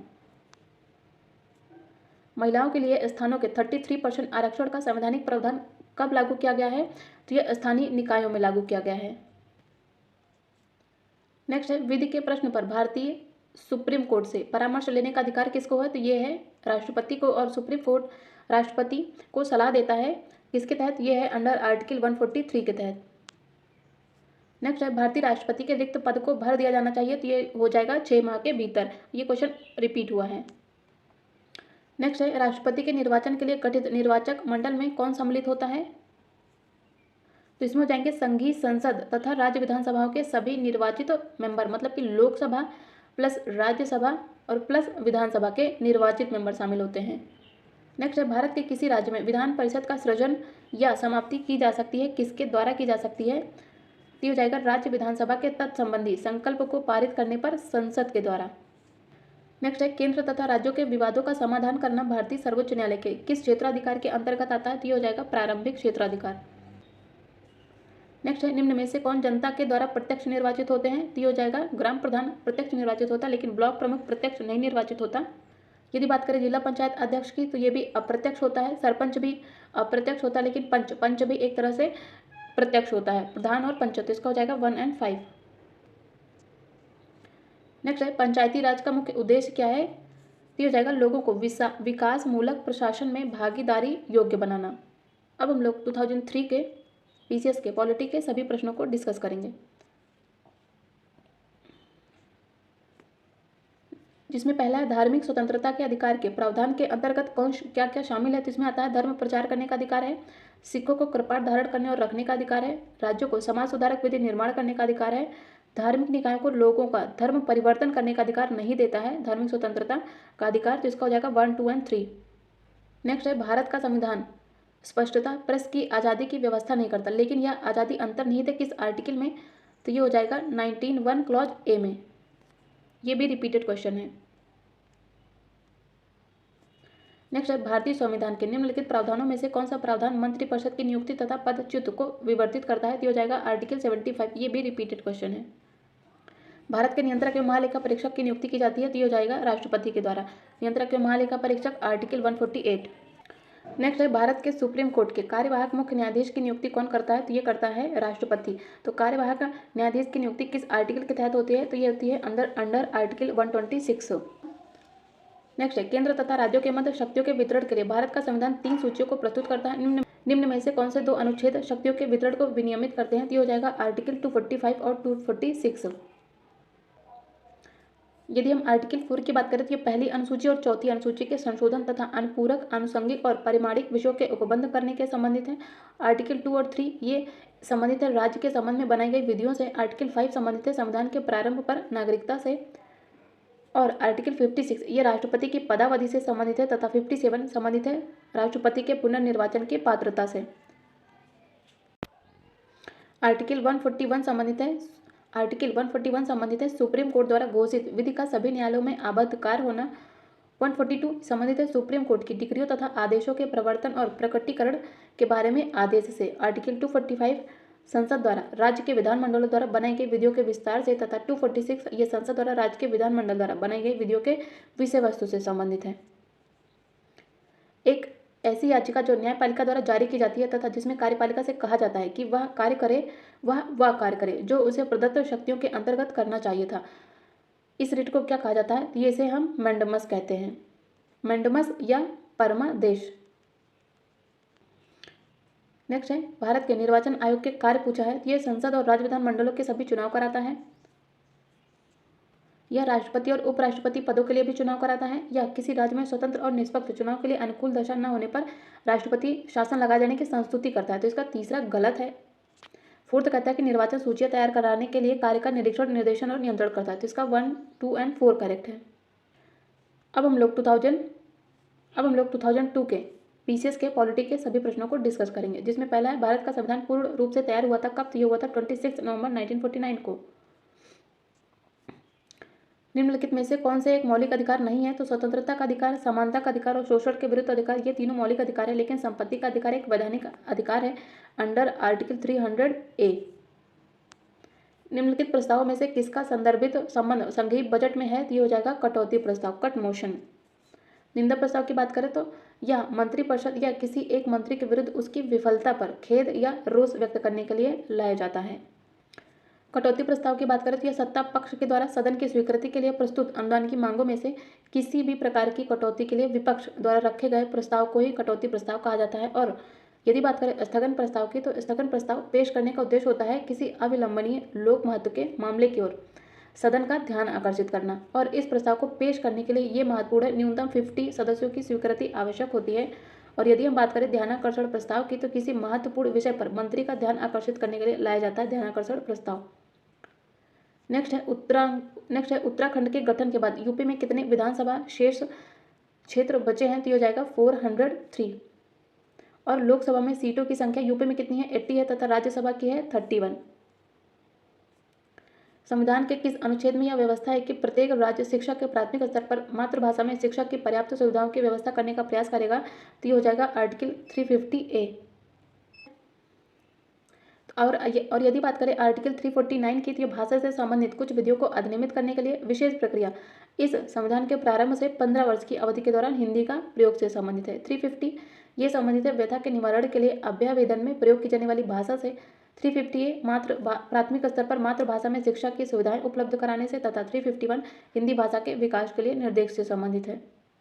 नेक्स्ट है निम्न में से किस अधिनियम के अंतर्गत किसी पार्टी के टिकट पर निर्वाचित मेंबर को दल बदल से रोका गया है? तो हो जाएगा 52nd कॉन्स्टिट्यूशन अमेंडमेंट एक्ट 1985 के द्वारा। नेक्स्ट है बंधुआ मजदूर उन्मूलन अधिनियम किस वर्ष में स्थापित किया गया था? तो ये किया गया था 1975 में और पारित किया जाता है 1976 में। और यह एक्ट 25 अक्टूबर 1975 से ही प्रभावी माना गया था। अब हम लोग 2001 के पीसीएस के पॉलिटी के प्रश्नों को डिस्कस करेंगे, जिसमें पहला है कूट से है, सूची 1 को सूची 2 से सम्मिलित करना है। आर्टिकल 40 किससे संबंधित है? ग्राम पंचायतों के गठन से। 41 ये संबंधित है काम करने के अधिकार से। 44 समान नागरिक संहिता से तथा 48 संबंधित है कृषि एवं पशुपालन के संगठन से। कई बार पूछे गए हैं ये क्वेश्चन। भारतीय संविधान की प्रस्तावना में प्रयुक्त समाजवाद शब्द को निम्नलिखित में से किस अनुच्छेद के साथ मिलाकर पढ़ने से सर्वोच्च न्यायालय को समान कार्य के लिए समान वेतन का मौलिक अधिकार परिभाषित करने की शक्ति प्राप्त होती है? तो हो जाएगा आर्टिकल 14 तथा 16। और समान कार्य के लिए समान वेतन ये है आर्टिकल 39 क्लॉज डी में नीति निर्देशक तत्व है। लेकिन सर्वोच्च न्यायालय ने रणधीर सिंह बनाम भारत संघ 1982 के मामले में यह निर्धारित किया था कि संविधान की प्रस्तावना में जो समाजवाद शब्द है और आर्टिकल 39 के परिप्रेक्ष्य में आर्टिकल 14 और 16 को पढ़ने से ही समान कार्य के लिए समान वेतन का सिद्धांत प्राप्त होता है। नेक्स्ट है कथन और कारण दिया है। कथन कहता है कि राष्ट्रीय जनतांत्रिक गठबंधन सरकार लोकसभा के नियम 184 के अंतर्गत वाद विवाद पसंद नहीं करती है। कथन इसका बिल्कुल सही है।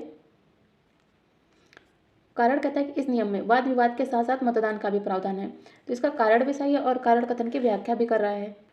नेक्स्ट है राष्ट्रीय विकास परिषद का मुख्य संबंध होता है किससे? तो ये होता है पंचवर्षीय योजनाओं के अनुमोदन से। राष्ट्रीय विकास परिषद का गठन किया गया था कब? तो ये किया गया था 1952 में, और यह एक गैर संवैधानिक निकाय है और जो प्रधानमंत्री होता है वह राष्ट्रीय विकास परिषद का अध्यक्ष होता है। नेक्स्ट है भारतीय संविधान का कौन सा अनुच्छेद संवैधानिक विवाद में सुप्रीम कोर्ट के अपीली क्षेत्राधिकार से संबंधित है? तो ये हो जाएगा आर्टिकल 134A को मिलाकर आर्टिकल 132 को पढ़ने से। तो सुप्रीम कोर्ट का उल्लेख है भाग 5 में आर्टिकल 124 से लेकर 147 तक, और 131 बात करता है सुप्रीम कोर्ट की आरंभिक अधिकारिता से। 132 बात करता है कुछ मामलों में उच्च न्यायालय से अपीलों में सुप्रीम कोर्ट की अपीली अधिकारिता है। 132 क्लॉज 1 में स्पष्ट उल्लेखित है कि भारत के राज्य क्षेत्र में किसी सिविल, दंडिक या अन्य कार्रवाई में दिए गए किसी निर्णय, डिक्री या अंतिम आदेश की अपील सुप्रीम कोर्ट में होगी यदि वह उच्च न्यायालय आर्टिकल 134 क्लॉज ए के अधीन प्रमाणित कर देता है कि उस मामले में इस संविधान के निर्वचन के बारे में विधि का कोई भी सारवान प्रश्न अंतर्वलित नहीं है। तो हम लोगों ने 2023 से लेके 2001 के जितने भी पीसीएस के द्वारा यूपीपीएससी के द्वारा पीसीएस में पॉलिटी के प्रश्नों को कराए गए थे उनको हम लोगों ने कंप्लीट किया है। तो यदि आप लोगों को सेशन हेल्पफुल लगा हो तो प्लीज़ वीडियो को लाइक करिएगा, चैनल को सब्सक्राइब और अपने फ्रेंड्स के साथ शेयर जरूर करिएगा। Thank you so much.